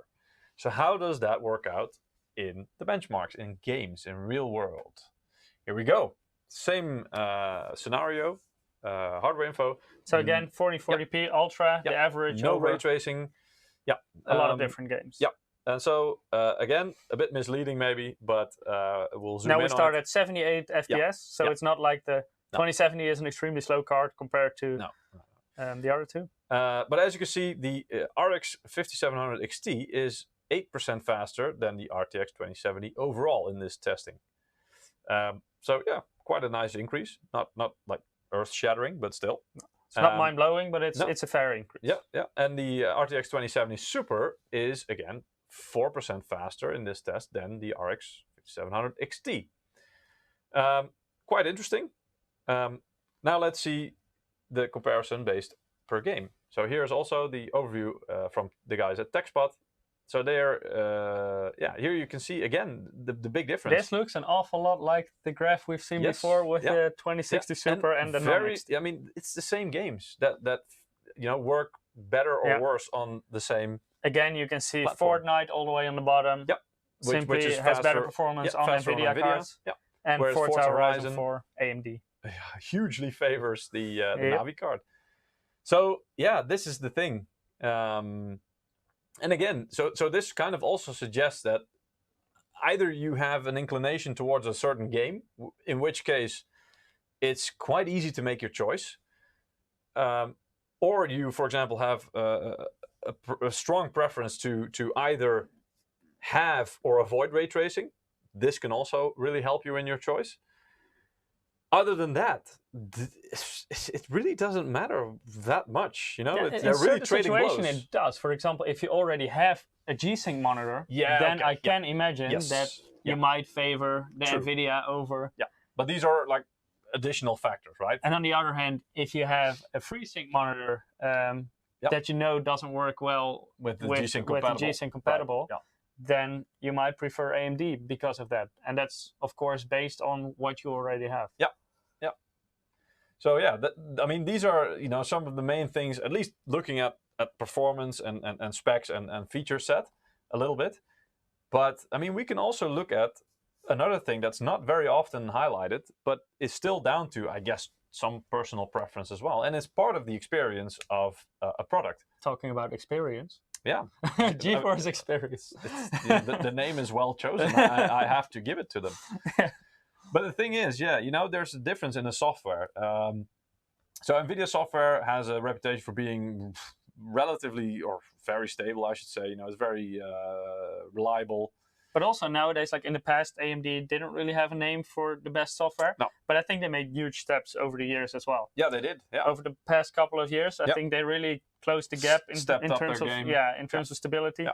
And I think now AMD also has really good software with their graphics cards. I mean, there are a lot of similarities. I mean, both software, of course, offer, for example, game optimizations. They offer a service that kind of includes checking for driver updates, which they will offer and then download and then install and stuff like that. Yeah. But there are also some differences. I mean, for example, I'm not 100% sure about the Radeon software, but NVIDIA kind of requires you to log in. That's one of the... I'm not a big fan of that. It just bites me in the ass every now and again, where I'm like, oh, what was my login data again? And I don't really like the fact that you have to log in to use software. I'm not a huge fan of that. Yeah, I mean, it allows them to personalize stuff a bit more, but yeah, it's something that sometimes just... I don't like it sometimes. But also in terms of the user interface, it's quite different. You can see that GeForce Experience has a completely different interface than the Radeon software. Very different design language, and also, I mean, so NVIDIA has some features. GeForce Experience has some features that, for example, include shadow play, which is quite notable, I think, which will let you easily record gameplay. Yeah, record or capture and stream gameplay using your graphics card. So again, what Mike said earlier, your graphics card is way more efficient in doing this, and it costs way less resources than if you do this through your CPU. Now, if you do it through a third party like OBS, you can probably say and enforce that you want to do it through the graphics card as well.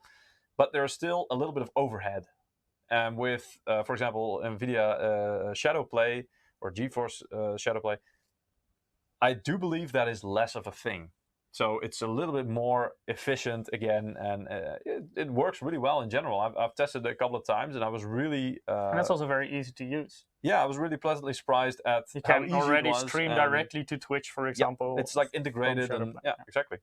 But also, you know, NVIDIA then has things like, I mean, it's like a whole platform of like support topics, blog articles. There's a hell of a lot you can find in there.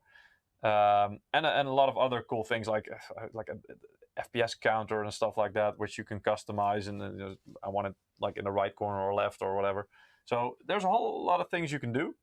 Radeon does this in its own way. I think quite notable to mention is it also includes a built-in overclocking tool, which is Wattman. So there you can see a completely different approach from... Yeah, I mean, NVIDIA doesn't do that. I mean, of course, there is always Afterburner, which we always recommend over anything, because it supports whatever card, no matter NVIDIA, AMD, no matter which brand. So even if you don't own an MSI card, you can still use MSI Afterburner. Yeah, and it you know, also offers incredibly detailed control over all the graphics card stuff, and tracking functions of your system's vital, so it's very useful. Wattman goes a long way in this as well, but you know, it's just a matter of what's your preference. And like you said, you know, Radeon used to have a name where their software, it wasn't quite that stable or that good yet, but in recent years, I should say, they've come a long way. They really worked on this. Yeah, and it's really much hard. better. And it pays off. Even though if you read the reviews about Navi, there were still some issues there. This is, you know, because it's new, and I expect this will be fixed quite soon. You know, this is not something that's going to last, and you're always going to have that. So that's going to be patched out really soon, I bet. But, you know, it's something to keep in mind. So, you know, also there, you know, which experience, which thing do you prefer? Mark Munson is saying, I use the MSI MEG Ace motherboard with the Ventus, I think, 2080 Ti, because it's 11 gigabytes. Yeah. Very pleased with both. Good to hear that, Mark. I mean, that is a hell of a setup. So that's indeed a proper setup. You know, that I'm not surprised that you're pleased. You should be. If you have that, if you spend that kind of money and you have that setup, you should very well be pleased indeed. That's what you should expect. PC, yeah. Exactly. I think SL OBS and NVNC support as well. That's yeah, exactly. Streamlabs OBS. Yes, yeah.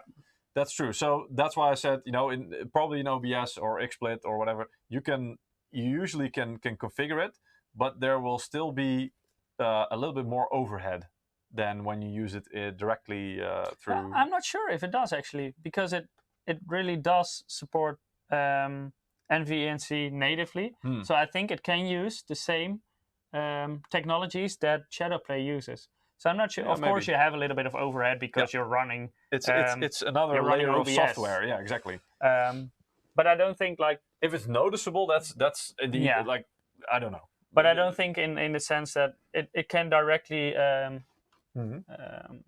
like talk to the encoder in there and should work fine. Yeah. Joe Brown is asking, how does that AMD anti-lag work? I'm not going to go into detail right now. I mean, there's if you really want to know that, it's a very detailed, complicated story because I think that it's certain optimizations that it is. But I think they put a video about this on YouTube where they explain it. You know, if you Google something like AMD Navi launch slides, you know, the whole presentation you can find, and there you can go through it slide by slide where they explain it. Even you can find, you know, Lisa Su's presentation there where you can watch, and she explains it step by step. I really don't want to go into that right now, but you know, they use a variety of quite things. Deep material, but it's interesting to watch. So definitely look it up. It's multiple optimizations that all add to, in the end, you know, a lower response time and also more fluid gameplay. Exactly, yeah. So a lot of things that add to the same thing. Waylander says, I have the Ventus 2080 and I'm pleased. Good. You should be. Honestly, the Ventus is a really, really nice card as well. And 2080, that's same a fast card. Same thing, yeah. It's high end, right? Yeah, Jacques is also saying there's a video online that explains and demonstrates it. Yeah. It's interesting to watch. Yeah. If you're into this kind of deeper stuff, definitely go watch it. Earlier we mentioned something that the NVIDIA supercard uses the PCIe 3.0 interface, and the Navi cards are using or supporting the Gen 4, so PCIe 4.0. And there we also mentioned that, you know, for storage purposes on the motherboard, for example, yes, you can definitely have a tangible benefit. For graphics cards, let's have a look. They did some benchmarks, and here are the results. I think last week you also kind of featured this, right? I touched on this because last week we did a live stream about 3rd Gen Ryzen and the X570. And there, if you have that combination, you can use PCI Express Gen 4. And there we can see in storage, we can see big differences right away. So Gen 4 SSDs, they're on a complete other level compared to Gen 3 But that's because SSDs, and especially M.2s, you know, they have such ridiculous transfer speeds and read and write speed and that kind of stuff. They use an insane amount of bandwidth. Exactly. They can actually like fill that whole bandwidth, you know, that lane of bandwidth they're limited to 4 lanes. And these kinds of graphics cards, they have 16 lanes. So even most of the times people, when they use you know, instead of times 16, they have 8 lanes, so times 8.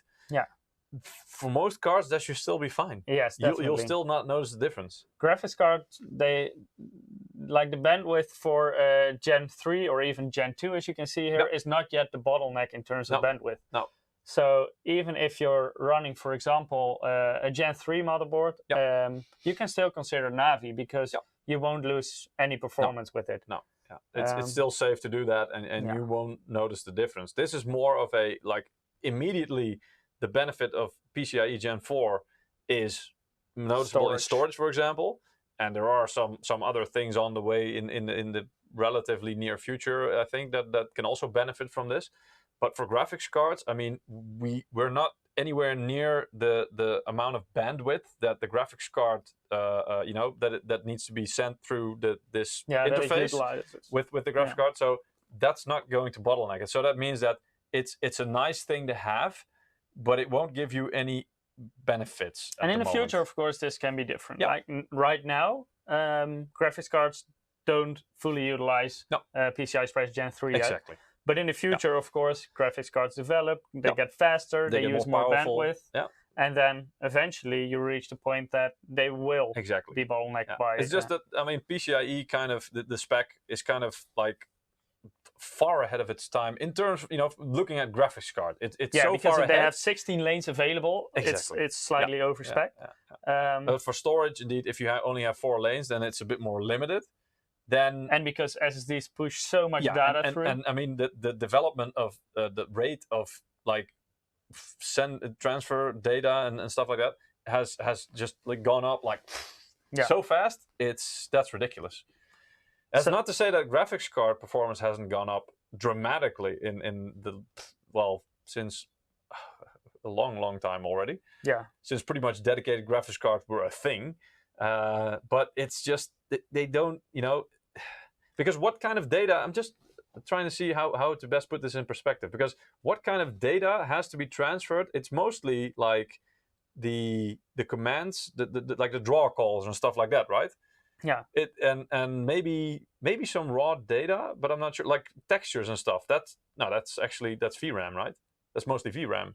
Yeah, you do push the instructions to your graphics card. Yeah, but also the data, like textures, because they have to come from your storage device to the graphics card. So that also travels through that. And then the graphics card calculates it and then pushes it out again. Yeah, so you do, of course, you do pushes it out again. It doesn't push it out. It doesn't push it out through the PCIe, right? It pushes it out through to the monitor. Exactly. So it's only basically one way. Yeah, it does intercommunicate a little bit, of but course. Mostly one way. So that's also why, I mean, it's not like a storage device which has to pump gigabytes, terabytes, whatever, back and forth, indeed. Yeah. And a graphics card, it's mostly commands and some data from your storage device, like textures and stuff like that, or you know, the game files, basically. And here you can see also that PCI Express is usually a little bit ahead of what's required for graphics cards. So before we reach the bottleneck of Gen 3, Gen 4 is already there. Yeah. So usually it's a fluent movement from one generation to the other, and you don't even notice the bottleneck for graphics cards. So, you know, PCIe Gen 4, great for storage devices already, for graphics cards. And there it does make a huge difference. Nice, but you won't notice it, you know? So there's no Not reason, right now, there's no reason to avoid it, let's put it that way. But there's no real benefit to be had right now either. So it doesn't hurt, but you don't benefit from it either, yet. Then for good measure, I've included this slide again. So the overview. Also because I've got some nice products here, which I'm going to show you in a minute. Because today I also noticed a 2080 supercard coming in. So I kind of snatched it, you know, like I want to show that on stream. It was just on its way out for you know, media to reviews. So yeah, I just wanted to see if I can show you guys a little bit of an unboxing. It's a 2080 Super Ventus. But yeah, so we pretty much have the Super lineup already. The only thing at the moment that's pending still, or kind of like, well, the performance and that you can actually buy it, because it's already been announced, but you know, the things that are still pending, is the RTX 2080 Super. So we still have to wait for that, but I can already show you the Ventus card of that, so that might be nice. I also have 2 other cards here, which I will show you in a minute. Before we do that, however, I'm gonna zoom in a little bit on this slide, and this slide might look familiar because I think for some people, yeah, exactly. Some media have been posting this slide, which comes from an event that was like, I think 2 weeks ago. You were there, right? I was actually there. I was not. It was 2 weeks ago in Spain. We had this very nice event with partners and also media attended. There we presented different things about the 3rd Gen Ryzen, X570 motherboards.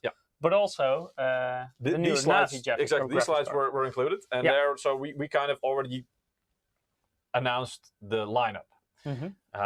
However, it might have been a bit early because, you know, it was all still in development, and so things could change, and they did a little bit.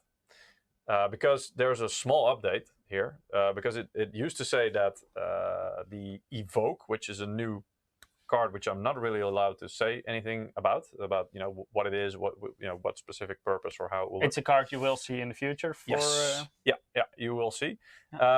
But that originally was only stated that it would be available on the RX 5700 XT. However, it will also be, at least the latest information is that it will also be available on the RX 5700. So that's nice.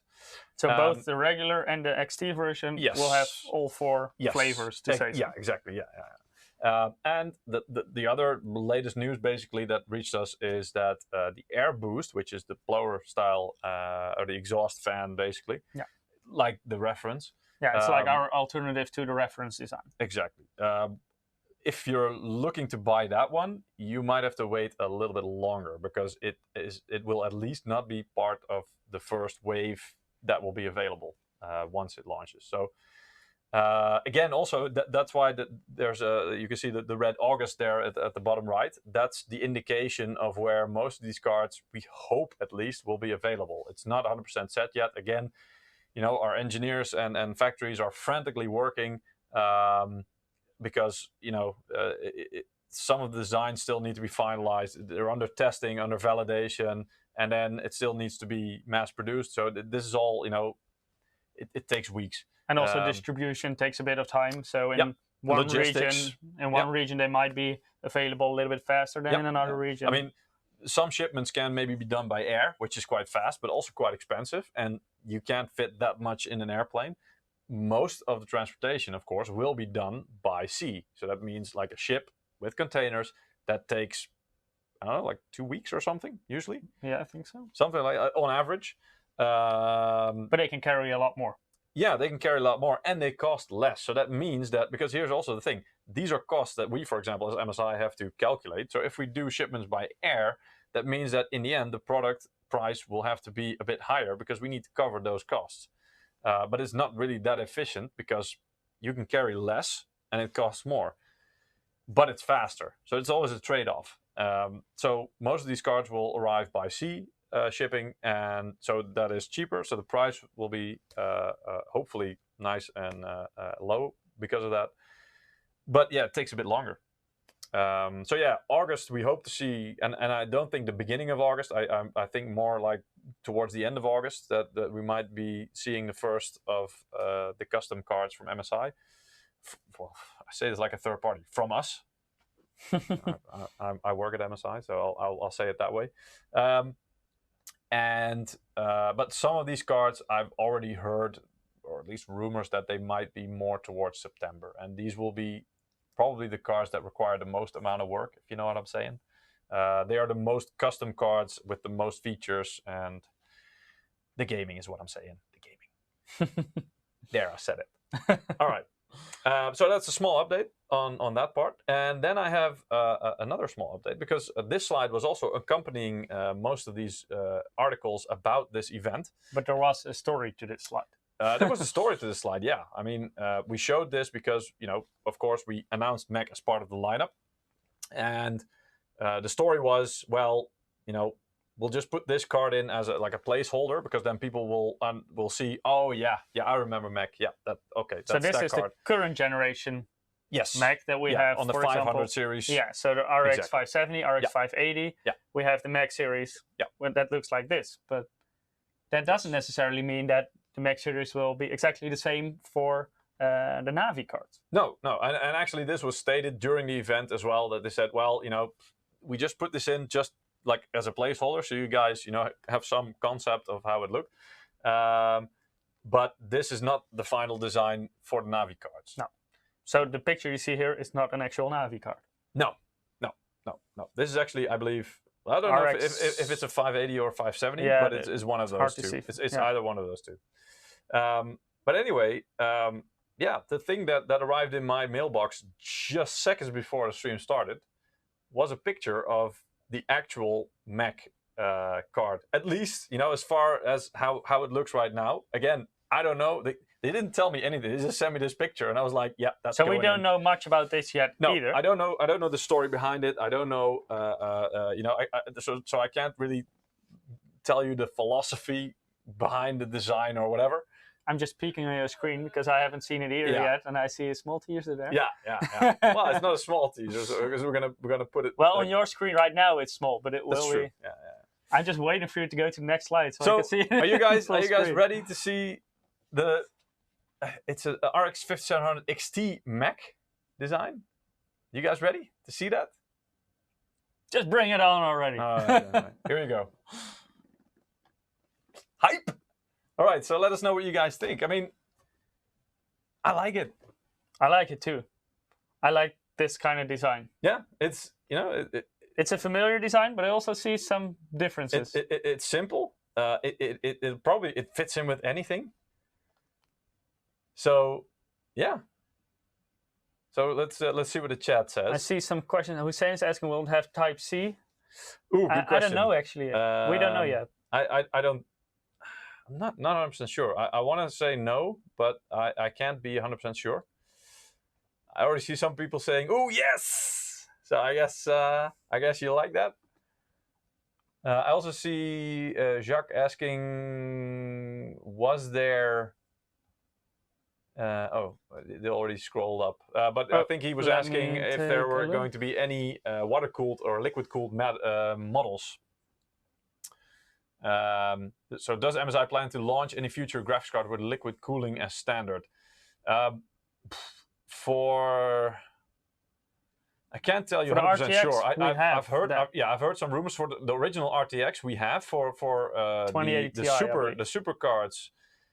At the moment, we don't have it. I have heard some rumors that they are looking into it, but there's no conclusion yet. And for Navi, actually, I haven't seen any such, ideas or well, not ideas, but any such thing in the lineup. I think if they were planning to do that right away, they would have included it in the lineup. So it looks to me like we won't. But that doesn't mean that down the road or down the line we might not do it if we think it's a good option. Immediately, EDM is saying that will look dope on my B450 Tomahawk. Yeah, that's a cool combination indeed. Yeah. I see Spoof Pass saying Ventus. Yeah, it does look like Ventus, doesn't it? But that's not a bad thing, is it? But I think I see it's maybe hard to judge because of light things, but it does seem to have a different color. Yeah. Well, yeah. It looks a little bit darker. Again, I don't know the details. They only told me that it's an RX 5700 XT, so I do know that, and that this is in fact the Mech. And what I can see in the picture is that indeed the shroud, the cover on Mech, it's like more silvery. Here it appears to be, at least in the picture, darker. So it appears to be more of a gray color, which I like that. I mean, it's not that I didn't like the silver, but it's even more understated now. It's a bit more. It doesn't like. It's like a little bit like the gunmetal gray kind of thing. Yeah, it's more a little bit towards gaming, I guess. And I think it matches very nice with certain motherboards that were already mentioned in chat. Yeah. So I think that's really nice. And then there's the fan, I also noticed, is a bit different. So I haven't seen that on any Ventus cards. It's this one at least is using the Torx 3.0 fan. And again, guys, I don't know if this is 100% final. They didn't send it to me and said this is the final Mech card. This is because it's not. It doesn't look like an official product picture. It looks like something that somebody took, and then it's a decent picture, but yeah. So it could be that this is like an engineering sample and that they just put the Torx 3.0 fans on there and it's going to be different on the end result. I don't know. But for now, it looks like a pretty solid card to me. Yeah. I like the fans. They look efficient as Waylander.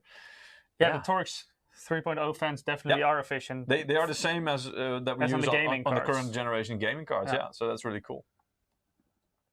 Really, really excited for Navi. That's nice, Saneem. Well, so am I, because this is the thing. Navi, there was a hell of a lot of pressure, but yes, it lacks ray tracing cores, but other than that, it delivers. As far as I'm happy to see, there's actually a fight now. There's a choice, and you see different approaches. Like AMD is really going for that price performance, and you see NVIDIA is going for the new technology like ray tracing. So it's something to choose for everyone. William is saying my X570 Game Pro Carbon could use one of these. Oh, that's also sweet. Here's the thing: you'll have to wait at least like something like a month, maybe more, before these babies actually become available, and that's one of the things that I'm like, you know, on the one hand, I wanted to show you guys because, you know, it's new. It just came into my inbox, and so I wanted to share it. On the other hand, you know, you'll still have to wait a bit, and that's always a bit of a bummer, right? But at least now you know what's going on. Oh, I like that pun, DJ Molyak. I'm a big fan of MSI. See what you did there. Power Burner is saying I'm a fan of the fans. Yeah, exactly. So we're going full on into the puns now. Nice, I like that. That's my jam. Or should I say fantastic? Yeah. Okay, so Jacques also said the Mech does seem to have far superior cooling than the standard one. Should run more silent as well.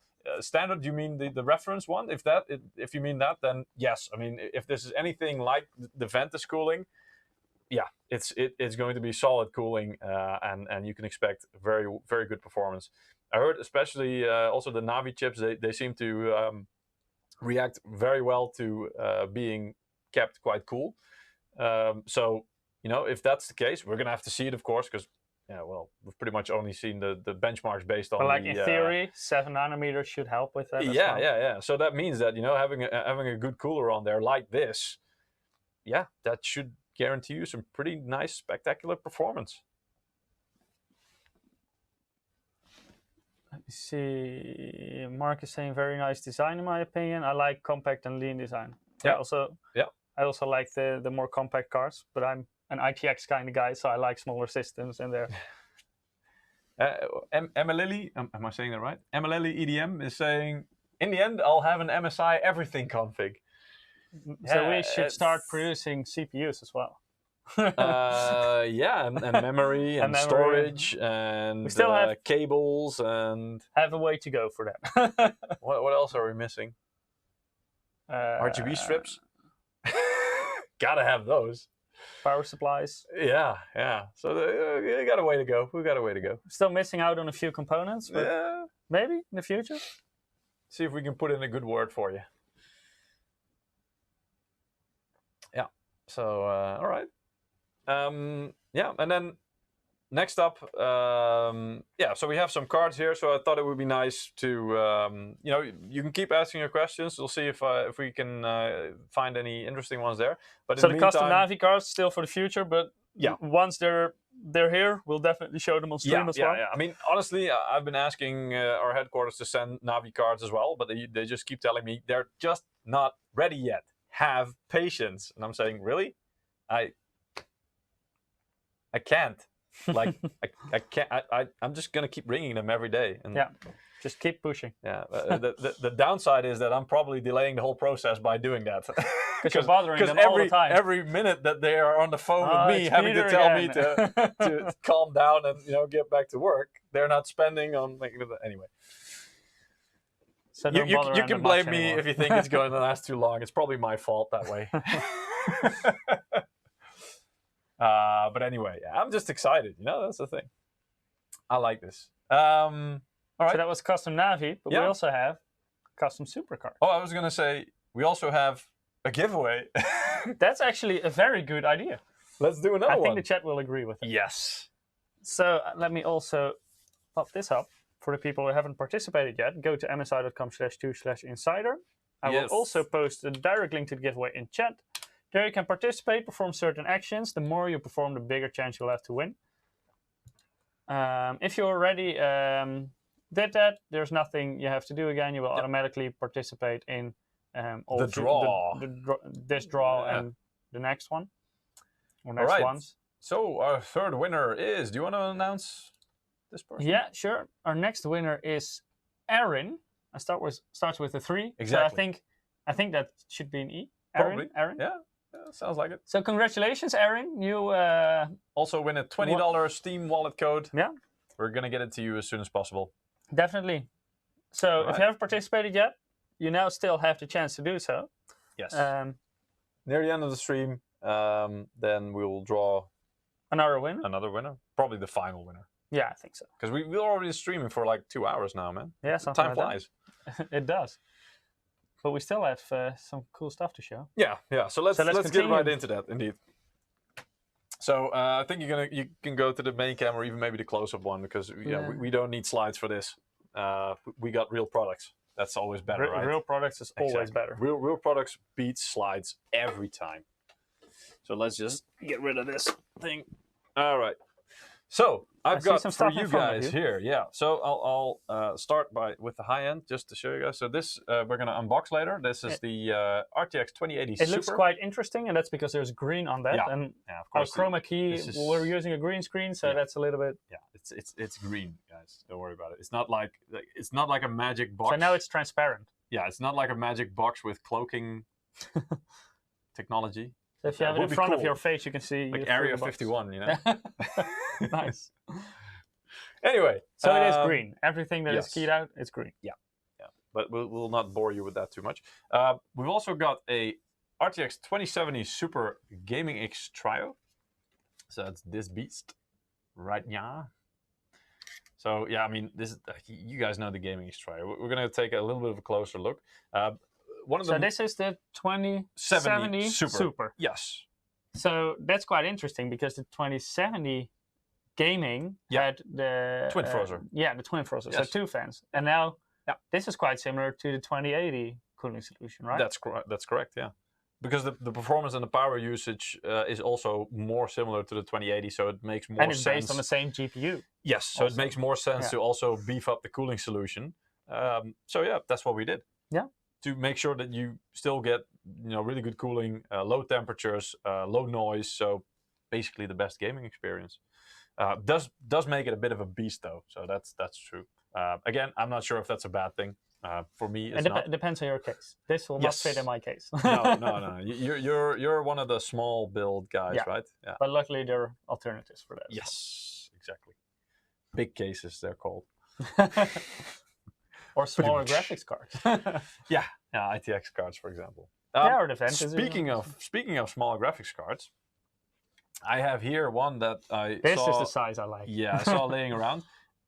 It was. So you robbed this from the technical department, right? Yeah. It was being used as a test sample, and they were just in the middle of process of maybe we can show it up close. Yeah, they were just in the middle of repasting it. And so I said, yep, mine. I'm going to show that. So that's why there's a little bit of a piece of plastic basically on the heatsink here, because there's like fresh thermal paste on there that I don't want to ruin. So I'm just going to leave it on there. So yeah, let's start with this, shall we? So this one is nice and small, right? So this is the RTX 2060 Super Gaming X. It's an internal testing sample. Because the backplate is actually not the backplate that you get on this card. Because the backplate, the final one that you will get if you buy this card, looks more like this. So you will have but this size basically. So it won't be black, but like the gunmetal gray kind of thing. Yes, yeah. So this is why we call them sometimes Frankenstein cards, because it's usually just so they can throw some stuff together so we can test, because these are mostly just meant for internal testing purposes, and it's mostly just to verify performance, maybe try some BIOS tweaking, stuff like that. So it's less important about the aesthetics. These are mostly just for performance testing. Hussein is asking, just say the truth. Did you break it? Always. No, because this I could very easily fix this, but I thought it was quite interesting maybe to show you guys, because you can see a bit more of the insides. I mean, there are teardown videos of this. I don't know if this specific model, but there will be teardown videos of a lot of graphics cards. But we had this laying around, so you see the PCB, of course. You see the graphics chip here, the nice and shiny one. So of course we always, before reapplying thermal paste, that thing has to be shiny as all hell. So it's like a mirror here. We've perfected it to a mirror shine. But there's also a lot of interesting other stuff that you can find here. For example, of course, the what we call the close quarters heatsink, together with an anti-bending measure. So that's this thing going along the edge here, which connects to the I/O brace. So that also, you know, both for cooling and exactly. So it's a combination where you add strength to the card. So it's not just adding strength here, but also because this is interconnected basically. So it adds strength to this whole platform basically, and this is then bolted again through the card and on into the backplate. So that's why it really, you know, puts a bit more tension on the card, where it makes it more rigid.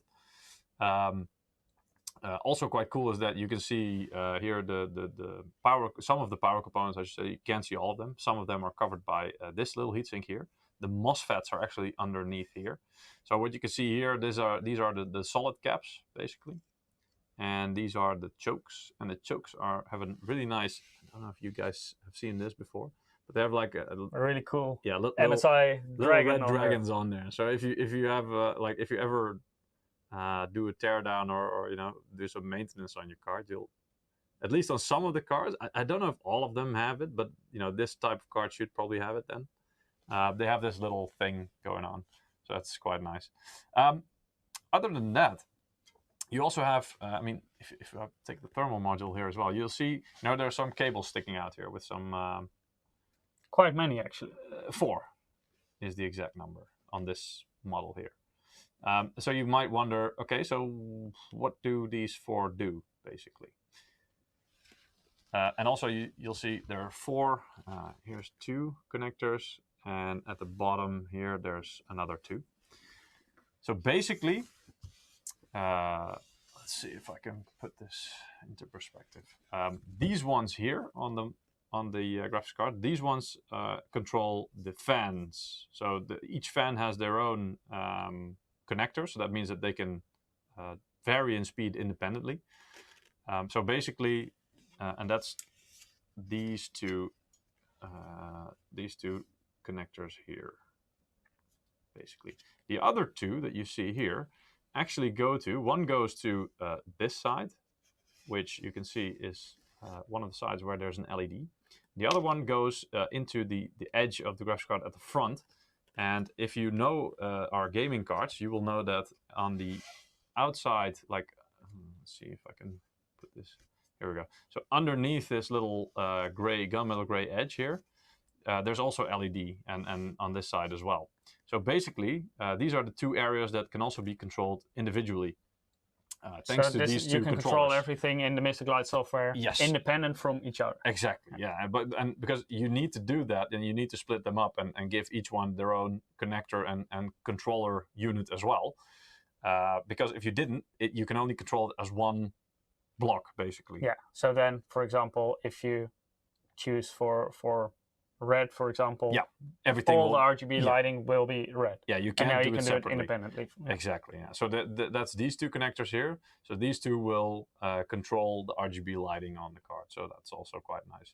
We actually, funny story, we had to, we tried to convert a, let me get this right, a 20A Gaming X Trio into a Seahawk EK with the water block, right? Yeah, that was. And we did that for a stream, and we actually found out that we had to on the Trio card, we actually had to remove one of the LED connectors from the PCB because there was no space in the water block to house that. Yeah. Because apparently, and that's also why it's funny that the PCBs that go, you know, for the purpose of being converted to a Seahawk EK, they are actually a little bit different. So they are, for example, missing a couple of connectors that are not needed. Mm-hmm. So yeah, we thought, okay, we'll just get this water block and then get this PCB because, you know, then that should work, right?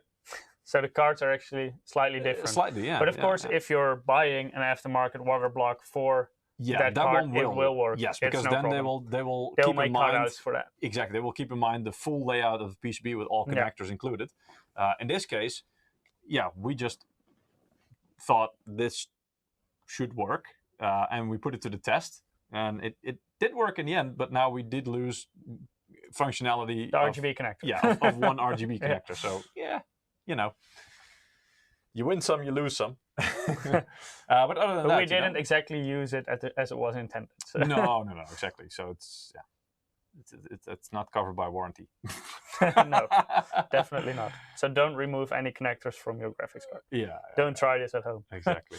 The result, by the way, if you're referring to that, Abu Bakar, of the transferring a Gaming X-Trio RTX 2080 to a Seahawk, that was actually, was it beginning of this year? I think we did a stream about water cooling. I think so. Yeah. And there we had a guy called Tim, who does a lot of case modding and stuff like that, and he helped us with the water cooling a bit. So there you can actually see one of those two cards, because I think we used two of them in that build. Yep. One of those two cards was converted that way. So yeah, that's the result. Oh, Abu Bakar was talking about the giveaway. Oh, right. Okay. Yep. In that case, just be patient. Yep. The result will come. Exactly. Also, one of the things that's nice to highlight maybe is you see basically the height difference, of course, in the PCB. Here you can see these, the caps and the chokes are sticking out quite a bit, right? So that really nicely corresponds, and that really goes to show you that every heatsink for every model of graphics card is different because it depends on the component layout. Here you can see the height difference where, let's see if we can line this up. Maybe we can move this a bit. There we go. There we go. Yep. So I think this is aligned. So basically, these caps here, capacitors, will go into this cutout yep. Basically, and the chokes and these capacitors go on this side. So that means that, for example, we try to make sure that the fins will touch, because there's thermal pads on here, at least on these components. So not the fins, they will not directly go onto the choke, but there will be a thermal pad. Yeah, something, a thermal conductive pad, so that, you know, it will kind of help. I mean, you mentioned earlier when we were talking about this that you say, well, but chokes and caps actually don't get that hot. No, it's specifically the MOSFETs, and they are located here, so they already have direct cooling. Dedicated direct cooling. Indeed, still, there will be a thermal pad on here as well, which connects it to the heatsink. But you know, everything kind of is linked together that way to make sure it will all help a little bit with cooling. You know, so it's not about that one thing makes the major difference, but everything together makes sure that the heat is quite equally dispersed and dealt with pretty much. So yeah, I thought that was quite interesting to show. Yeah, other than that, let's see, we have the gaming 2070 gaming X-Trio. I'm not gonna take this one apart for you guys, sorry. The 2070 Super gaming X-Trio, sorry, right? Super, yeah, Super. But as you can see, well, one major difference here is that on the Super version, we do not have the Type-C. Camera's having a little bit of difficulties with the green. Let's do yes. Yeah. So as you can see, it's a little bit of a simplified layout. So 3 display ports and 1 HDMI. Don't know the versions exactly, but you can very easily find that on our website. I know it. It's DisplayPort 1.4 and HDMI 2.0. Yeah. Like I said, this is the 2070 Super, so that means that it does have the NVLink or SLI finger available for multi-GPU. So if you want to do that or get some mad benchmark scores or something like that, you can do that.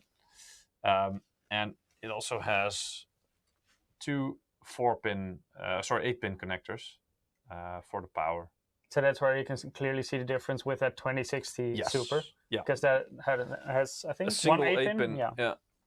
I can get the PCB here. Here we go. So a single 8-pin for the 2060 Super. And twice that for the 2070 Super. But it's a really nice card, very solid. It has all the features basically of the gaming cards. Like this is the aerodynamic things that will make the air jump directly, or steer the air directly more onto the heat pipes. So that's where the heat is most concentrated to make sure it's more efficient in cooling. There's thermal pads in between the backplate and the PCB to also help a little bit. It's like passive cooling, but still it'll help, especially if you have good airflow in your case, it will help a bit. It's just a really solid, really nice card, I have to say. And it's going to be silent as well, because 3 fans, it might actually be even a bit overkill in terms of cooling, but better have like too good cooling, then not good enough, right? And that also makes sure it can operate very silent, because if the cooling is so beefy, you can have the fans spin slower and still offer provide plenty of cooling. Plenty of cooling, yeah, exactly. So yeah, anything if you guys want to know anything about these things, let us know. Pleasing to the eye. That's nice. Abu Bakar is asking, what's the performance difference between Super Series and normal? We did a stream about that, I think 2 weeks ago, where if you really want to know, just you can look at that. There is quite a bit of difference, and at least on the 2060 Super and the 2060, we already have that data, and on the 2070 and the 2070 Super, the 2080 and the 2080 Super, you'll have to wait a bit because that data is not yet allowed to be published. So that's going to be a little bit later. Gamer 0007 is asking, no RGB. Yes, it does have RGB. Oh, yeah. Oh, but maybe he's referring to the one that we broke in order to make it water cooling compatible. Oh, that one. I don't know. Yeah, there we kicked off the RGB, but this one definitely has RGB. Yeah. On both the side and the front, right? Yeah. So there's RGB indeed on the side here, of course, and on the front there's these big things here that will all They're all light illuminated. up. Yeah, and all separately controllable through the Mystic Light RGB app. So that's pretty nice.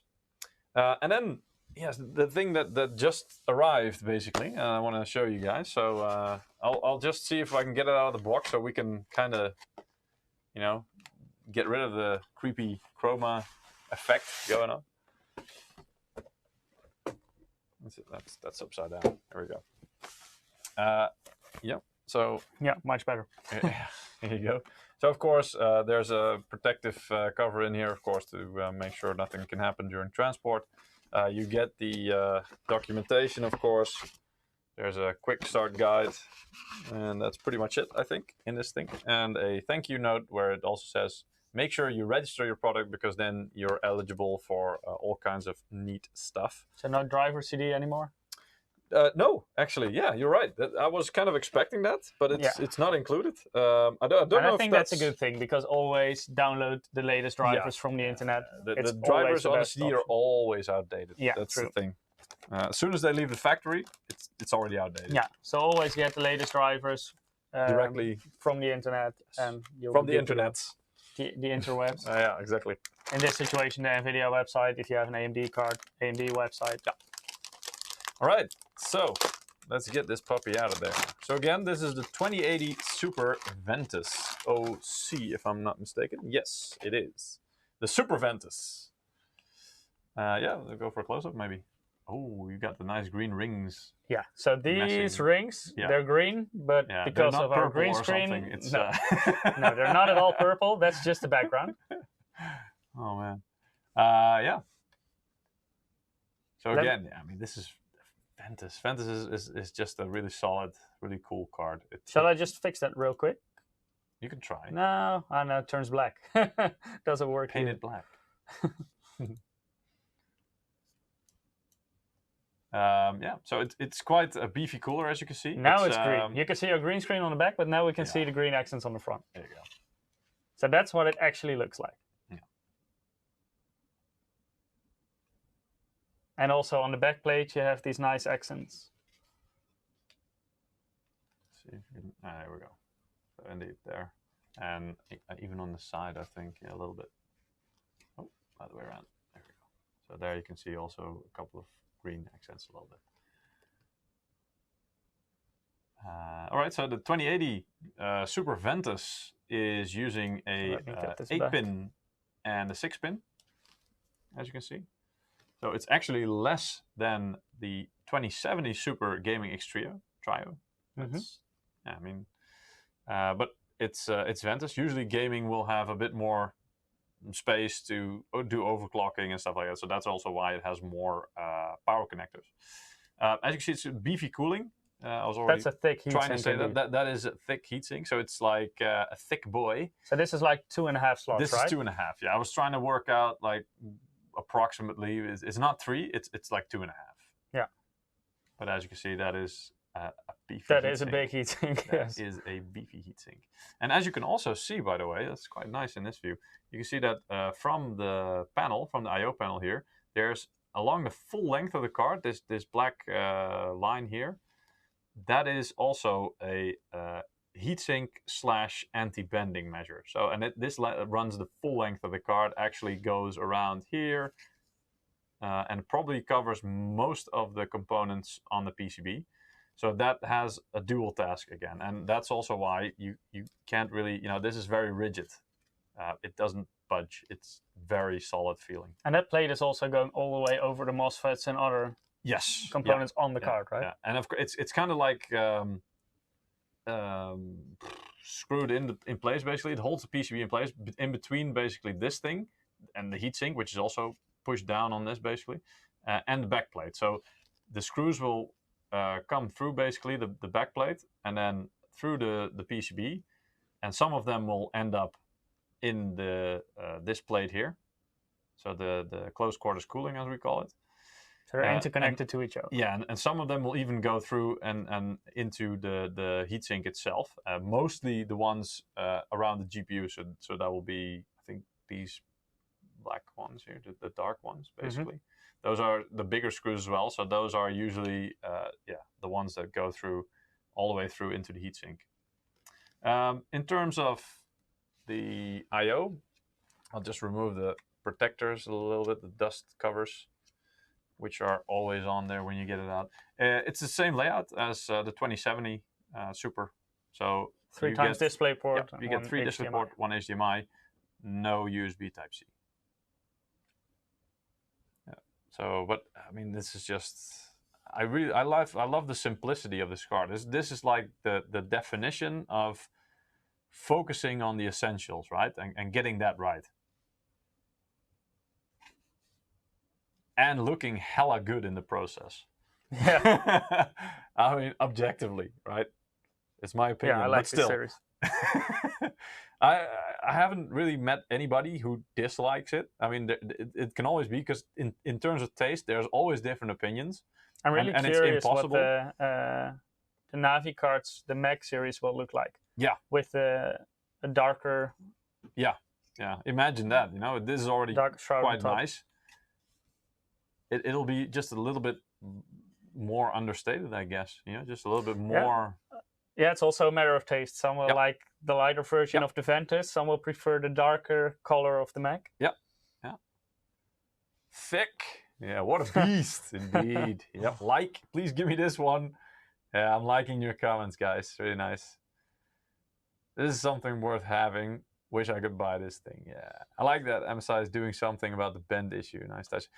Actually, we've been doing that for years. The reason, as graphics cards are getting bigger and bigger and heavier. And the reason I'm pointing it out is that indeed a lot of people aren't really aware of it. They might be aware at some point or reading about, oh, this is bending might be an issue, and so we do want to keep highlighting that, this, for us, we already addressed this, I think, around the GTX 900 series. So that's around 2014-ish. Yeah, 2014, 15, something like that. That's when the bending really started, becoming an issue for some That's when the models. cards got so big and the coolers got so heavy that it became an issue. So that's when we started with the anti-bending, reinforcing the cards. Because, it needed to be addressed. So we just made a solution, and that's it. And it works. So yeah, it's this thing. I wish it could go home with me. Unfortunately, this one's going to go off to well, not unfortunately. This one's going to go off to a media for testing. So probably you will see the test results. This one will be featured in a review. Yep, this one will be featured in a review for sure. And I'm sure it will do great. So yeah, send it here. Abu Bakar says, send it here. Well, maybe. Maybe after it's done with the review rounds. So, let's pick a final winner. Yes, let's pick our final winner for today, shall we? So I hope you all participated. Let's leave this here. Nice. There we go. Our final winner for today is... Do the announcer voice, come on. The final winner for today is Aida. Congratulations! All right, congratulations, Aida. We'll get the code to you as soon as possible. And thank you very much for participating, for watching. I think next week. Yeah, you already announced it, right? But again, for the people who weren't here at the start of the stream, next week you're going to be, well, you know, staying in the theme of our background here. You're going to be rolling with the punches. Definitely. And you're going to answer any and all questions and explain how you can use the 3rd gen Ryzen on your 300 or 400 series motherboard. AMD AM4 MSI motherboard. Let's get that out of the way as well, you know. I already said on your motherboard, and of course they have an MSI motherboard. Yeah, true. Yeah, there's no reason to suspect otherwise, right? Exactly. You guys love us. We love you. So make sure to tune in next week. Thank you for watching today. Yes. And see you next week. Yeah. Goodbye. Just keep waving.